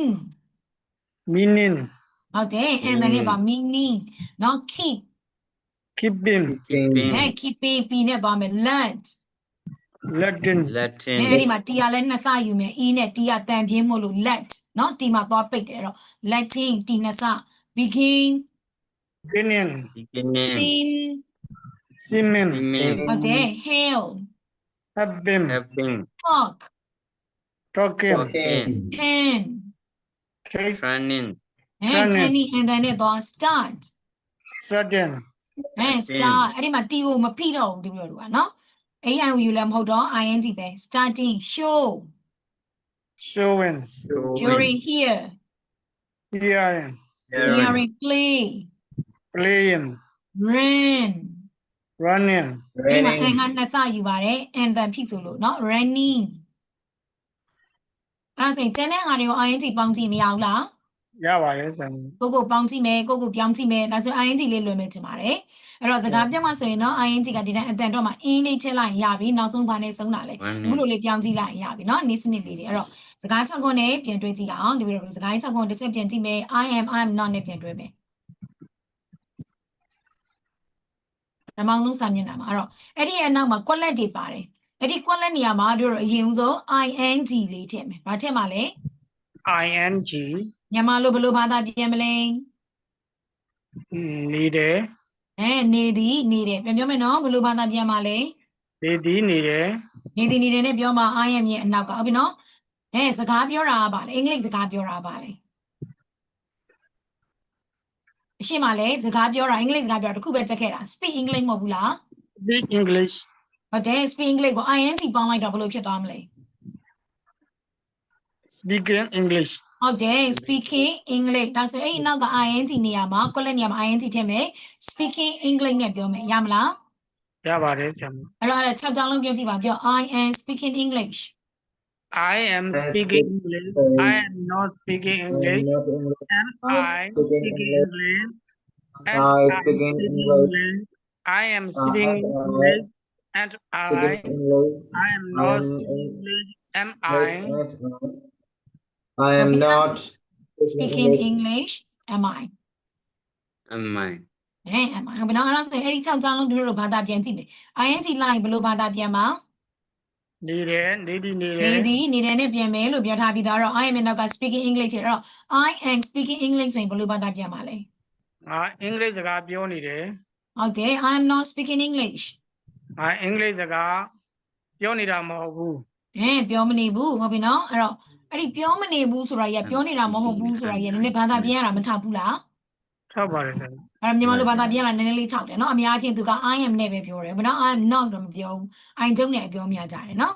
အဲ့တော့လုံမနေဘူးဆိုငကိုရီးယားမှာမစတင်ထားတဲ့အလုပ်တစ်ခုဒါလုံမနေပါဘူးဆိုတာသူရဲ့နော် tense တိစပုံနဲ့စဉ်းစားကြည့်ဖြစ်နိုင်လို့လား မဖြစ်နိုင်ပါဘူး ကျွန်တော်စာရေးနေတယ်လို့ပြောတယ်မပြောခင်တည်းကစာရေးတာလေဟုတ်တယ်နော်အဲ့တော့မပြောခင်တည်းကလည်းစာမရေးနေဘူးလည်းမယုံအောင်လည်းမရေးနေဘူးဆိုအဲ့ဒီခါကြီးအငင်းနဲ့ဆိုရင်နည်းနည်းလေးစဉ်းစားကြည့်ကက်လန့်ရီတော့ဖြစ်တယ်ဒါပေမဲ့ tense ကတော့ရှိတယ်နောက်တော့ grammar အနေနဲ့ပုံနေတော့တို့ကတော့အများအပြည့်ဒီ ing လိုက်တဲ့ပုံစံတွေမှာတို့ကအဟုတ်ဝါကြတွေကိုပဲအဟုတ်မေးခွန်းတွေကိုပဲအသုံးများတယ်အငင်းတွေကိုတော့ present ရိုးရိုးနဲ့ပဲသွားမယ်နော်ဒါပေမဲ့ loss တဲ့ item လေးမှထားပေါ့ am I speaking English ဆိုရင်ဘယ်လိုဘာသာပြန်မလဲ ငါအင်္ဂလိပ်စကား အင်္ဂလိပ်စကားပြောနေလား ငါအင်္ဂလိပ်စကားပြောနေတာလားနော်ဒါမျိုးလေးဟုတ်ပြီနော်အဲ့တော့ am I speaking English ငါအင်္ဂလိပ်စကားပြောနေတာ အင်္ဂလိပ်စကားပြောနေတာမဟုတ်ဘူးလား ဟုတ်ပြီ I am speaking English and I ငါအင်္ဂလိပ်စ အ ကား င်္ဂလိပ်စကားပြောနေတယ်ပြောနေတာမဟုတ်ဘူးလား I am not speaking English am I ငါအင်္ဂလိပ်စကား အ ပြော င် နေတာ ္ဂလိပ်စကားပြောနေတာမဟုတ်ဘူးနော်ပြောနေတာလား ဟုတ်ပြီအဲ့ဒီပုံစံလေးအတိုင်းပဲအဲ့တော့ item လေးတော့မှာဒီဘက်မှာ I was လို့တွေ့လား ပါတယ်ဆရာမ ဒါဆို past tense အတိုင်းပဲသွားမယ်နောက်က ing လိုက်မယ် speaking English ပဲအဲ့တော့ Miss was will be အဲ့ဒီစကားလုံးတွေပဲပြောင်းသွားမှာသူရဲ့နောက်ကလိုက်လာတဲ့ ing တွေပြောင်းမလား မပြောင်းပါဘူးဆရာမ မပြောင်းဘူး ing ရရင်တစ်ခုလုံး6ခုလုံး present perfect future ကြိုက်တာနဲ့လားအကုန်လုံးဒီ ing တစ်ခုပဲအဲ့တော့မလွယ်ဘူးလား တွေ့ပါတယ် လွယ်တယ် Miss was will be မှတ်တိုင်းကိုရနေပြီဒီစကားကြောင့်ကိုရနေပြီအားလုံးကနော်အများကြီးမပြောင်းလဲသွားဘူးဘတ်တူ hop ထွန်းလဲထွန်းနေလည်းကောင်းမယ်ဘတ်တူတူတစ်ခုပဲ do that days ပဲဒီမှာနည်းနည်းလေးကရိယာလေးတွေစဉ်းစားတာတို့တို့ကဒီမှာကျတော့မလိုတော့ဘူး ing လိုင်းနေသည်ဒါဆိုရပြီအဲ့တော့ present လား past လားဒီတိုင်းသွားမှာဆက်တော့ I am speaking English တုန်းကကျွန်တော်အင်္ဂလိပ်စကားပြောနေတယ်လို့ဘာသာပြန်အခု was ဆိုတော့ past tense မဖြစ်သွားဘူးလား ဖြစ်တော့ပါပြီ ဒီပါ past tense ဆိုရင်ဘယ်လိုဘာသာပြန်မလဲ ခဲ့တယ် အင်္ဂလိပ်စကား I was speaking English ဆိုရင်ဘယ်လိုဘာသာပြန်မလဲ ငါအင်္ဂလိပ်စကား အ ပြော င်္ဂလိပ်စကားပြောခဲ့တယ် ပြောနေတာတော့ပါမယ်နော်နေသည်နေတွေကပါလို့ပါကိုပါရမှာမ ပြော ဟုတ် နေ ဘူး ခဲ့တယ် ပြောနေခဲ့တယ်နောက်အတိုင်းလေးပဲဟိုမှာနေတယ်ဒီမှာနေခဲ့တယ်ဒါလေးပဲဟုတ်ပြီနော်ဘာသာမပြန်တော့ခေါင်းစဉ်တစ်ခုရရင်ကျန်တာအားလုံးရပြီလို့မှတ်မယ်ဒါပေမဲ့အနောက်က was ကနောက်မှာတော့ speaking English ထည့်ပြီးတော့တစ်ခေါက်ဆိုပြီးပြော I work speaking English I was speaking English I wasn't speaking English was I wasn't English was I English I was wasn't I English I was speaking English wasn't I wasn't speaking English was I was I ဟုတ်ပြီ you are နဲ့ဆိုမဲ့ you are ရဲ့အနောက်မှာလည်းထိုနည်း၎င်းပဲ speaking English ပဲလာမယ်ဘာပဲလာမှာလဲ speaking English speaking အဲ့တော့ English you are speaking English အဲ့မှာ speaking English ပြောင်းမလား ပြောင်းပါဦး ပြော ပြော င်း င်း တော့ ing ဒီဟာပဲလာမှာပဲဟုတ်ပြီနော်အဲ့တော့ you are speaking English ဆိုရင်ဘယ်လိုဘာသာပြန်မလဲ တင်အင်္ဂလိပ်စကားပြောနေလား ပြောနေတယ်လေ name 1ဆိုရင် you are ဆိုတော့ ပြောနေ နော် ပြောနေ မင်းအင်္ဂလိပ်စကားပြောနေတယ်မိကိုရောက်မှ ပြော မ နေ င်းနေလား တယ် ဟုတ်နော်အဲ့တော့မင်းကလေးစကားပြောနေတဲ့ကျန်တာအလုံး6ချောင်းလုံးဘာသာပြန်ရင်လည်းနေသည်နဲ့ပဲလာမှာတော့ဆိုတော့ပြစ္ဆုတ်ပန်ဆိုတော့နေသည်ပဲနေသည်နေတဲ့နဲ့ပဲလာမှာပဲနော်ဟုတ်ပြီအဲ့တော့အဲ့ဒီမှာအစားသမီးဆိုကြည့်ပါအောင် you are speaking English You You are are speaking speaking English. English. You Are are you speaking English. You are English. Are you speaking English? You are And speaking you English. Are you speaking English? Are you speaking English? And you and speaking English. Are you? are you ဒီဘက်မှာ you were တဲ့ဒီမှာကျတော့ were အတိတ်နဲ့ပေးထားတယ်အဲ့တော့ you were နောက်က speaking English ပဲလာမှာပဲအဲ့ဆိုရင်ဘယ်လိုဘာသာပြန်မလဲ English စကားပြောနေလိမ့်မယ်ပြောနေ were WI were ကအတိတ်လေ were ပြီးမဟုတ်သေးဘူး WI were အတိတ် was were ကအတိတ်လေအတိတ်ကာလဆိုအဲ့တော့ပြောနေခဲ့တယ်ပဲဟိုမှာကျတော့ I ကအနည်းကိန်းမို့လို့ was နဲ့တွဲတာဒီမှာ you ကအများကိန်းမို့လို့ were နဲ့တွဲတာပြောထားရလေဘယ်သူပြီးမှာ past tense ကဒီနေရာမှာအနည်းများလေးပဲခွဲမယ်အနည်းဆိုရင် was အများဆိုရင် were အဲ့တော့ခဲ့တည်းကနှစ်မျိုးလာတယ်တော့ you were speaking English ဆိုရင်မင်း English စကားပြောနေခဲ့တယ်ဖြစ်သွားမှာနားလေလားဗျာအိုင်နားလေး နားလည်ပါလား နားလည်မယ်နော်မရှုပ်ပါဘူးနော်ဟုတ်ပြီလားစိန်6ချောင်းဆိုကြည့်ပါအောင်ပြော you were speaking English You were speaking English. You were speaking English. You want English.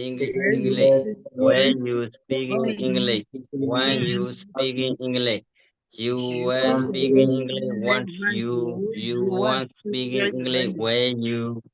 ဟုတ်ပြီအဲ့အတိုင်းပဲဟုတ်ပြီနော်ပြီးတော့မှ he is နဲ့တွေ့မယ်သူရဲ့နောက်ကလည်း speaking English ပဲလာမှာပဲအဲ့တော့ he is speaking English ဆိုဘယ်လိုဘာသာပြန်မလဲ English စကား English စကား am is are က present ဆိုတော့ပြောနေခြင်း was ပဲက past tense ဆိုတော့ပြောနေခဲ့ခြင်းဒါလေးပဲကွာမှာနော်အဲ့တော့အဲ့မှာ speaking English လေးထည့်ပြန်ကြည့်ပါအောင်ပြော he is speaking English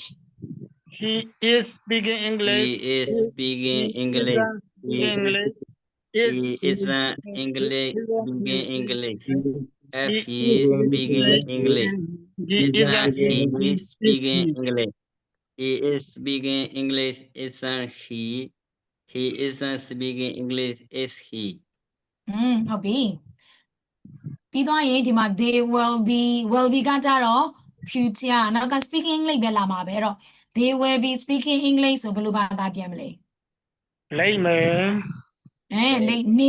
မယ် လိမ့်မယ်နေဒီမရတော့ဘူးဘာဖာရင်ဒီနေနဲ့ထည့်မယ်နော် they will be speaking English ဆိုတော့သူတို့ English စကားပြောနေလိမ့်မယ်နေဒီကိုပဲလိမ့်မယ်ထည့်လိုက်တာနေလိမ့်မယ်နော်ဟုတ်ပြီ6ချောင်းလုံးစားသမီးဆိုကြည့်ပါအောင် they will be speaking English They will be They will be speaking English. They will be speaking English. Will they be speaking English? Won't they be speaking English? They will be speaking English. Won't they? They won't be speaking English. Will they? ဒါဆိုဘာဖာရင်ကြည့်လိုက်တဲ့ပုံစံခတ်လား ခပ်ပါအောင် ကရိယာရောခတ်လား ခပ်ပါအောင်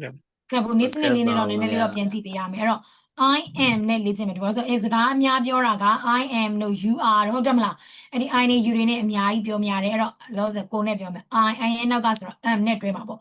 I am နောက်ကဘာလိုက်မလဲဆိုရင် buffer ing လိုက်မယ်ဟုတ်ပြီနော်ပြန်ပြမယ် I am ရဲ့နောက်ကဘာလိုက်မှာလဲ G I am ရဲ့နောက်က buffer ing လိုက်မယ်မြန်မာလိုဘယ်လိုဘာသာပြန်မလဲ နေတယ် နေသည်နေတယ်နဲ့ပြန်မယ်ဘာနဲ့ပြန်မှာလဲ နေသည်နေတယ်နဲ့ပြန်မယ် နေသည်နေတယ်နဲ့ပြန်မယ်အဲ့တော့ I am ရဲ့နောက်က buffer ing လိုက်မယ်ဆိုတော့တဲ့သူ့မှာ twin ချက်နည်းနည်းလေးရှိတယ်ဘလို့ချင်းချက်တွေလဲတဲ့ခံစားချက်နဲ့ဆိုင်တဲ့စကားလုံးတွေဘလို့စကားလုံးတွေလဲ ခံစားချက်နဲ့ဆိုင်တယ် စစ်တာတို့မုန်းတာတို့ယုံကြည်တာတို့เนาะအဲ့လိုစကားလုံးမျိုးလေးတွေဆိုရင်တဲ့သူက ing နဲ့သုံးလို့မရဘူးဘာနဲ့သုံးလို့မရဘူးလဲ ing နဲ့သုံးလို့မရဘူး ဥပမာအဖြစ်ကျွန်တော်ယုံကြည်နေတယ်ဆိုရင် I am believing လို့မသုံးရပါဘူးတဲ့ဘာလို့သူကเนาะထိန်းချုပ်လို့မရဘူးဘာသာယုံကြည်နေတာဟိုးရင်နေရယုံကြည်ပြီအခုယုံကြည်ပြီနောက်လဲယုံကြည်မယ်လို့ဆိုလို့ရလားအခုမှချပြီးယုံကြည်တာမျိုးရောမဖြစ်နိုင်ဘူးလား အဲ့ပါလား တော့ကိုယုံကြည်အောင်တစ်ခုခုလုပ်ပြလိုက်တယ်အဲ့ဒါကြောင့်ကိုယုံသွားတာမျိုးဟုတ်ပြီနော်ဟိုးရင်နဲ့ယုံပြီးအခုလည်းယုံပြီးနောက်လည်းယုံမယ်လို့ကျင်းနေတာမှမျိုးချိမနေဘူးဥမာပြချစ်တယ်ဟုတ်ပြီနော်ကျွန်တော်သူ့ကိုချစ်နေတာညီမလိုပြောတော့ချစ်နေတာနေတယ်ဆိုတော့ I am loving လို့ထင်တော့မဟုတ်ဘူး I love ပဲ အဲ့တော့ I am loving လို့မသုံးဘူး I love လို့ပဲသုံးမယ်အဲ့လိုမျိုး emotional လို့ခေါ်တဲ့စိတ်ခံစားချက်နဲ့ဆိုင်တဲ့စကားလုံးတွေအများကြီးရှိပါတယ်အဲ့ဒါတွေပြီးရင်အာယုံခံစားမှုနဲ့ဆိုင်တဲ့စကားလုံးတွေအနံ့ရတာတို့အရသာတွေ့တာတို့เนาะအာယုံခံစားမှုတွေเนาะအနံ့ရတယ်เนาะဒါမျိုးထိတယ်ကိုင်းတယ်အဲ့ဒါမျိုးတွေဆိုရင်လေသူက noun ပြီး verb ing နဲ့မရအောင်ဟုတ်ပြီเนาะအဲ့ဒါနှစ်မျိုးရှိပြီเนาะနံပါတ်1ကဘာလဲစိတ်ခံစားမှုတွေနံပါတ်2ကအာယုံခံစားမှုတွေနောက်တစ်ခုကပိုင်ဆိုင်မှုကိုပြတာပိုင်ဆိုင်မှုကိုပြကျွန်တော်မှာရှိတယ်ကျွန်တော်မှာအိမ်တစ်လုံးရှိတယ် I have a house ဒါဆိုအမှသွားပြီးကျွန်တော်မှာအိမ်တစ်လုံးရှိနေတယ် I am having a house ဆိုမှားပါတယ်အဲ့ဒါသုံးလို့မရအောင်เนาะ I have နဲ့ပဲရမယ်အဲ့တော့နောက်မိဘဖိုင်ကြီးနဲ့သုံးလို့မရတာဘယ်နှမျိုးရှိပြီလဲကရိယာ 3 လုံး 3မျိုးရှိသွားပြီเนาะခေါင်းစဉ်အောက်မှာအများကြီးပဲလာမယ်ဟုတ်ပြီเนาะပြီးတော့ရင်အတိုင်းတာတွေကုန်ကြစရိတ်တွေအဲ့ဒါတွေကလည်းပဲနောက်မိဘဖိုင်ကြီးနဲ့သုံးလို့မရအောင်အဲ့ဒီ verb တွေကိုတဲ့အလွယ်တကူပြောရရင်တဲ့သူတို့ကိုတဲ့အင်္ဂလိပ်နာမည်ပေးထားတာ stative verb လို့ခေါ်တယ်ဘာလို့ခေါ်လဲ stative verb stative verb ဆိုတာဘာလဲတဲ့ non action verb စစောရ action ဆိုတာဘာလုပ်လို့ရတာလဲပြုမှုလှုပ်ရှားလို့ရတာ non action ဆိုတော့ပြုမှုလှုပ်ရှားမှုရှိလား non action မှာပြုမှုလှုပ်ရှားမှုရှိလား non ဆိုမရှိတော့တာ action ကရှိတာ non နဲ့တော့ non ကမရှိတာအဲ့တော့ချစ်တာတို့မုန်းတာတို့မှာလှုပ်ရှားမှုရှိလား မရှိပါဘူး မရှိဘူးအဲ့လိုမရှိတဲ့ကရိယာတွေဆို ing နောက်မိဘဖိုင်ကြီးနဲ့သုံးလို့မရအောင်နောက်ဒီကတော့သူတို့သွားပြီးထိန်းချုပ်ထားလို့မရဘူး action မရှိဘူးအဲ့ဒါမျိုးတွေဆိုရင်မသုံးပါဘူးเนาะအဲ့ဒါကနမူနာလေးပြောပြတာဟုတ်ပြီနော်အဲ့တော့ I am loving တို့ I am hating တို့မသုံးနဲ့ဟုတ်ပြီနော် I love I hate I believe เนาะ I doubt ဟုတ်ပြီနော်ကျွန်တော်ချစ်တယ်ကျွန်တော်မုန်းတယ်ကျွန်တော်ယုံကြည်တယ်ကျွန်တော်တန်တရားဖြစ်တယ်เนาะဒါမျိုးလေးတွေပြောလို့ရပါတယ်เนาะ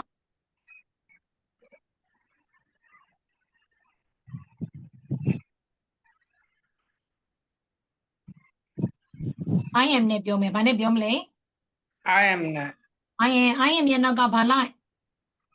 ing တပိုင်းကြီးလိုက်ညီမလို့ဘယ်လိုလေးဖတ်တာပြန် နေဒီနေတယ် နေနေတယ် ဟုတ်ပြီကျွန်တော်နေတာ I am dancing I am ဟုတ်တယ် dancing dancing မှရမယ်เนาะကျွန်တော်စာရေးနေတာ I am I am writing writing ဟုတ်တယ်ကျွန်တော်သချင်းဆိုနေတာ I am singing I am ဟုတ်ပြီ singing ကျွန်တော်အသုံးပြုနေတာ I am I using am using ငါငိုနေတာနော် I am crying I am crying ကျွန်တော်ကူညီပေးနေတာ I am I am helping happening helping helping မြ helping helping I am helping ငါစဉ်းစားနေတာ I am I am thinking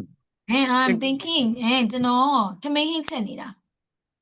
I am I am cooking I am cooking ဟုတ်တယ်ကျွန်တော်မနက်စာစားနေတာ I am I eating am စားရင် breakfast. eat ပေါ့ ego ing ပေါ့ eating breakfast I am eating I breakfast am eating breakfast ကျွန်တော်နေ့လယ်စာစားနေတာ I am eating I lunch am lucky eating eating lunch lunch ဟုတ်ပြီကျွန်တော်ညစာစားနေတာ I am eating I dinner am eating dinner ဒီနာငါထိုင်နေတာလေ I I am am sitting ဟုတ်တယ် sitting ကျွန်တော် sitting sitting ဟုတ်တယ်ကျွန်တော်မတက်ရက်နေတာ I am I am studying standing ကျွန်တော်ခမားကိုစောင့်နေတာ I I am am waiting waiting you waiting ရဲ့နောက်က for လေးထည့်မယ်မင်းကိုဆိုတော့ you နဲ့တွဲ waiting for you I am waiting for you waiting ဟုတ်တယ် waiting I am for waiting you for you ဟုတ်ပြီနော်ကျွန်တော်ကူညီပေးနေတာ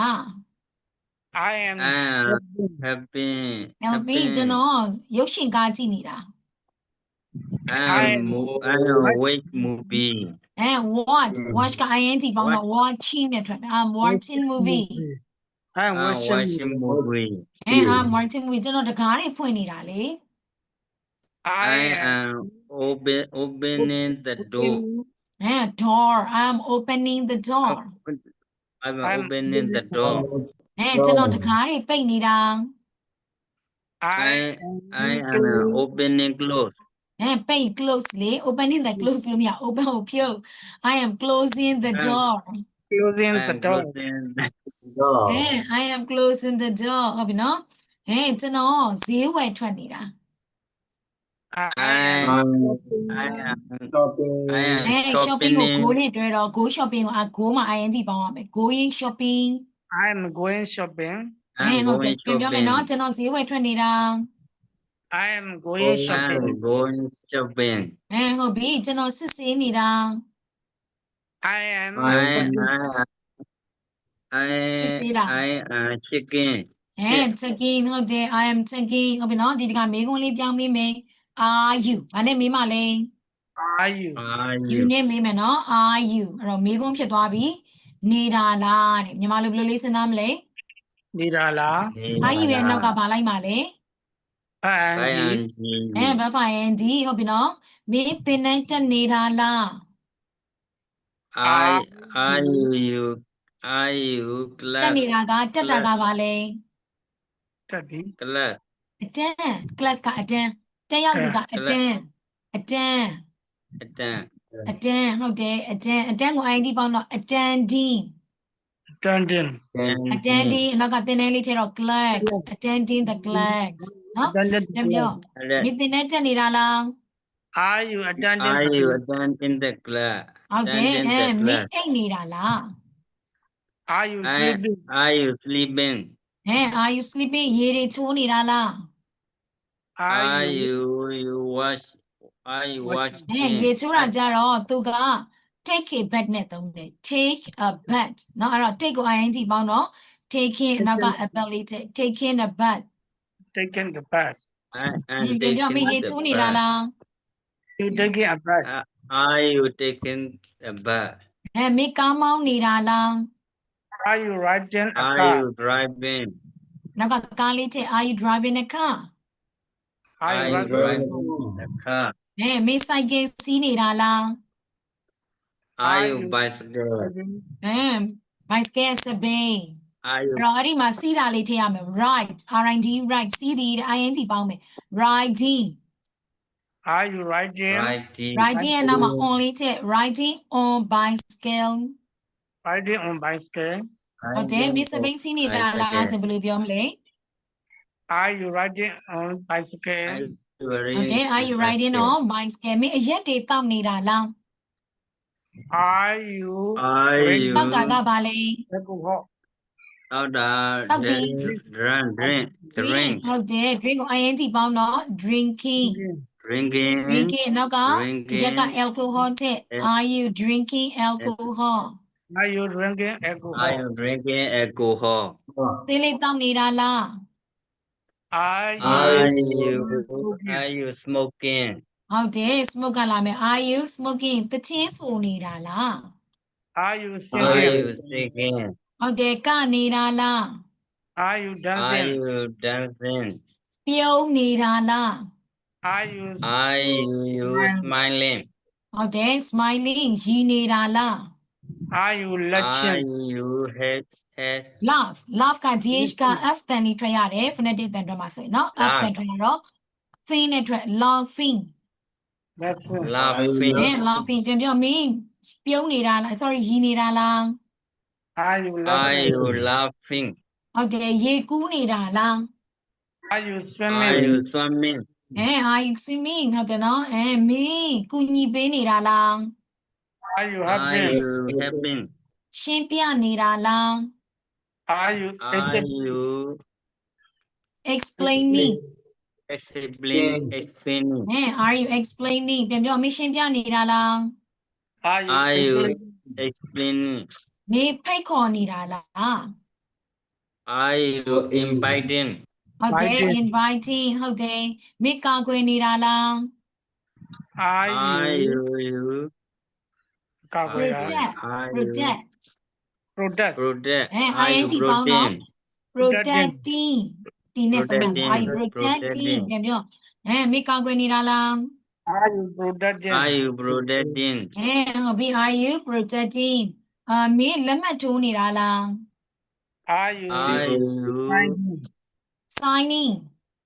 signing? Are you are you signing? signing ဟုတ်ပြီနော်မင်းအပြစ်တင်နေတာလား Are you playing? Are you မင်းဆိုတော့ Are you e ကိုဖြုတ် m နဲ့ပိတ်မယ် blaming Blaming? ပြန် blaming? ပြောမင်းအပြစ်တင်နေတာလား you blaming Are you blaming? blaming ဟုတ်တယ်မင်းစီစဉ်နေတာလား are you Are you Planning. planning ဟဲ့ planning အဲ့တော့ planning? ing တန်လေးတွေကောင်းကောင်းထွက်ဖို့အတွက်ပေးထားတဲ့စကားလုံး3យ៉ាងကိုယ့်ကို ing ပြောင်းကြည့်ဖို့မလိုဘူးလား yes ဟုတ်ပါနော်ရတဲ့စကားလုံးလေးတွေ ing လေးပြန်ပါအဲ့တော့ကို I am တို့ are you တို့နဲ့တွေ့ခက်လား ကပ်ပါ ကဲဘူးစကားလုံးပဲနည်းနည်းလေးလေးလာရတော့မှာနော်စကားလုံးလေးလာတာတော့ဒီလိုပြောသလိုပဲရက်တက်သွားမှာမဟုတ်ဘူးအများနဲ့တောက်လျှောက်လေးလာနေရမှာနော်အဲ့တော့မနေ့ဖက်မှာချက်ပြီးတော့သင်ပါကဒီပြီးတော့က factory လိုက်တဲ့ပုံစံလေးသင်မယ်ဘာသင်ပါလဲ 3 လိုက်တဲ့ပုံ 3 ဟုတ်တယ်နော်အဲ့တော့ဒီနေ့ ing သွားတယ်မနေ့ဖက်ကျရင်ဘယ်သူပြန်တော့က factory လိုက်မယ်အဲ့တော့ factory လိုက်တဲ့ပုံစံသွားဖို့အတွက်ဆိုအရှင်ပြတို့ factory ပုံစံတွေထက်ချက်ထားဖို့မလိုဘူးလား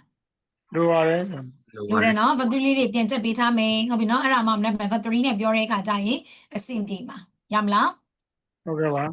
ဟုတ်ပြီနော်ပြီးတော့ကအဲ့ဒီမှာဂျားထဲမှာချက်ဖို့အတွက်ဒီတော့ဘာအရင်ပို့ပေးထားမလဲဆိုရင်ဟိုဟာလေးတွေပို့ပေးထားမယ် noun လေးတွေပို့ပေးထားမယ်အဲ့ဒီ noun လေးတွေပြီးတော့အရင်ချက်ပေးထားမယ်ရမလား ဟုတ်ကဲ့ပါ ဟုတ်ပြီနော်စကားလုံးလေးတွေချက်ပေးထားအောင်နော်ပြီးတော့ noun လေးတွေပြီးရင် preposition လေးအဲ့နှစ်မျိုးပို့ပေးထားမယ်နော် in တို့ on တို့ in နဲ့အထဲမှာတို့ on တို့အပေါ်မှာတို့ကြားဘူးလား ရဘူးရတယ်ဆရာမ ကြားဘူးတယ်အဲ့ဒါတွေက we bet day လို့ခေါ်တယ်အဲ့ဒါဘယ်မှာသုံးမလဲဆိုရင်စောစောပြောတယ်နီးငါးမျိုးတွေက place ရှီချောင်းကိုပြပါသည်ဆိုတဲ့နေရာမှာ in အထဲမှာ on အပေါ်မှာ under အောက်မှာဒါတွေနဲ့သုံးတော့မှာဟုတ်ပြီနော် beside ဘေးမှာအဲ့တော့အဲ့ဒီစကားလုံးတွေလည်းလိုအပ်ပါတယ်အဲ့ဒါလေးတွေလည်းအခုဒီတော့ပေးထားမယ်နော်အဲ့တော့ place ဆိုတဲ့နေရာလေးကိုသုံးဖို့အတွက်ဟုတ်ပြီနော်အဲ့ဒါလေးတွေအရင်ပေးထားမယ်အဲ့တော့ noun ရဲ့ preposition ရဲ့နှစ်မျိုးပေးမယ်အဲ့ဒါလေးအရင်ချက်ပေးထားမယ်နော်ဟုတ်ပြီနောက်ဆိုရင်ဒီနားလေးမှာရေးရအောင်ဗာမေးချင်တာရှိသေးလဲဗျ ရှိပါ အသင်ကတော့အကြီးက main နေပြောတဲ့နေရာမှာပြတ်တော့ဖြစ်တော့ဘာတွေပြောမှမသိရပဲ ဘာတွေပြောမှမသိရ မ ဘူး ဖြစ်နေလို့ တပည့်တော်လည်းဒီနေ့ဟို recording မသွင်းထားလိုက်ဘူး main နေပြောပြီးဆိုရင်အဓိကအကြောင်းအရာ main နေပြောပြီးဆိုဆရာမအဲ့ဒါကွာဒီက line ကကျသွားပြီမေးပါဆိုတော့ကျတော့ဘာမှမပြောနိုင်တော့ ဒီမှာ ခွင့်လို့ပါဆရာမနော်ဟုတ် ဒီမှာဖျားဒီနေ့တပည့်တော်တော့ recording မယူထားလိုက်မိဘူးဒီမှာမွင့်ပို့ပေးပါတယ် ဟုတ်ပါပြီဆရာ ဒီမှာအဲ့ဆိုမနေ့ဖက်မှာတွေ့ပါမယ်နော်တပည့်တော် see you tomorrow ပါ ဒီ tomorrow teacher Bye bye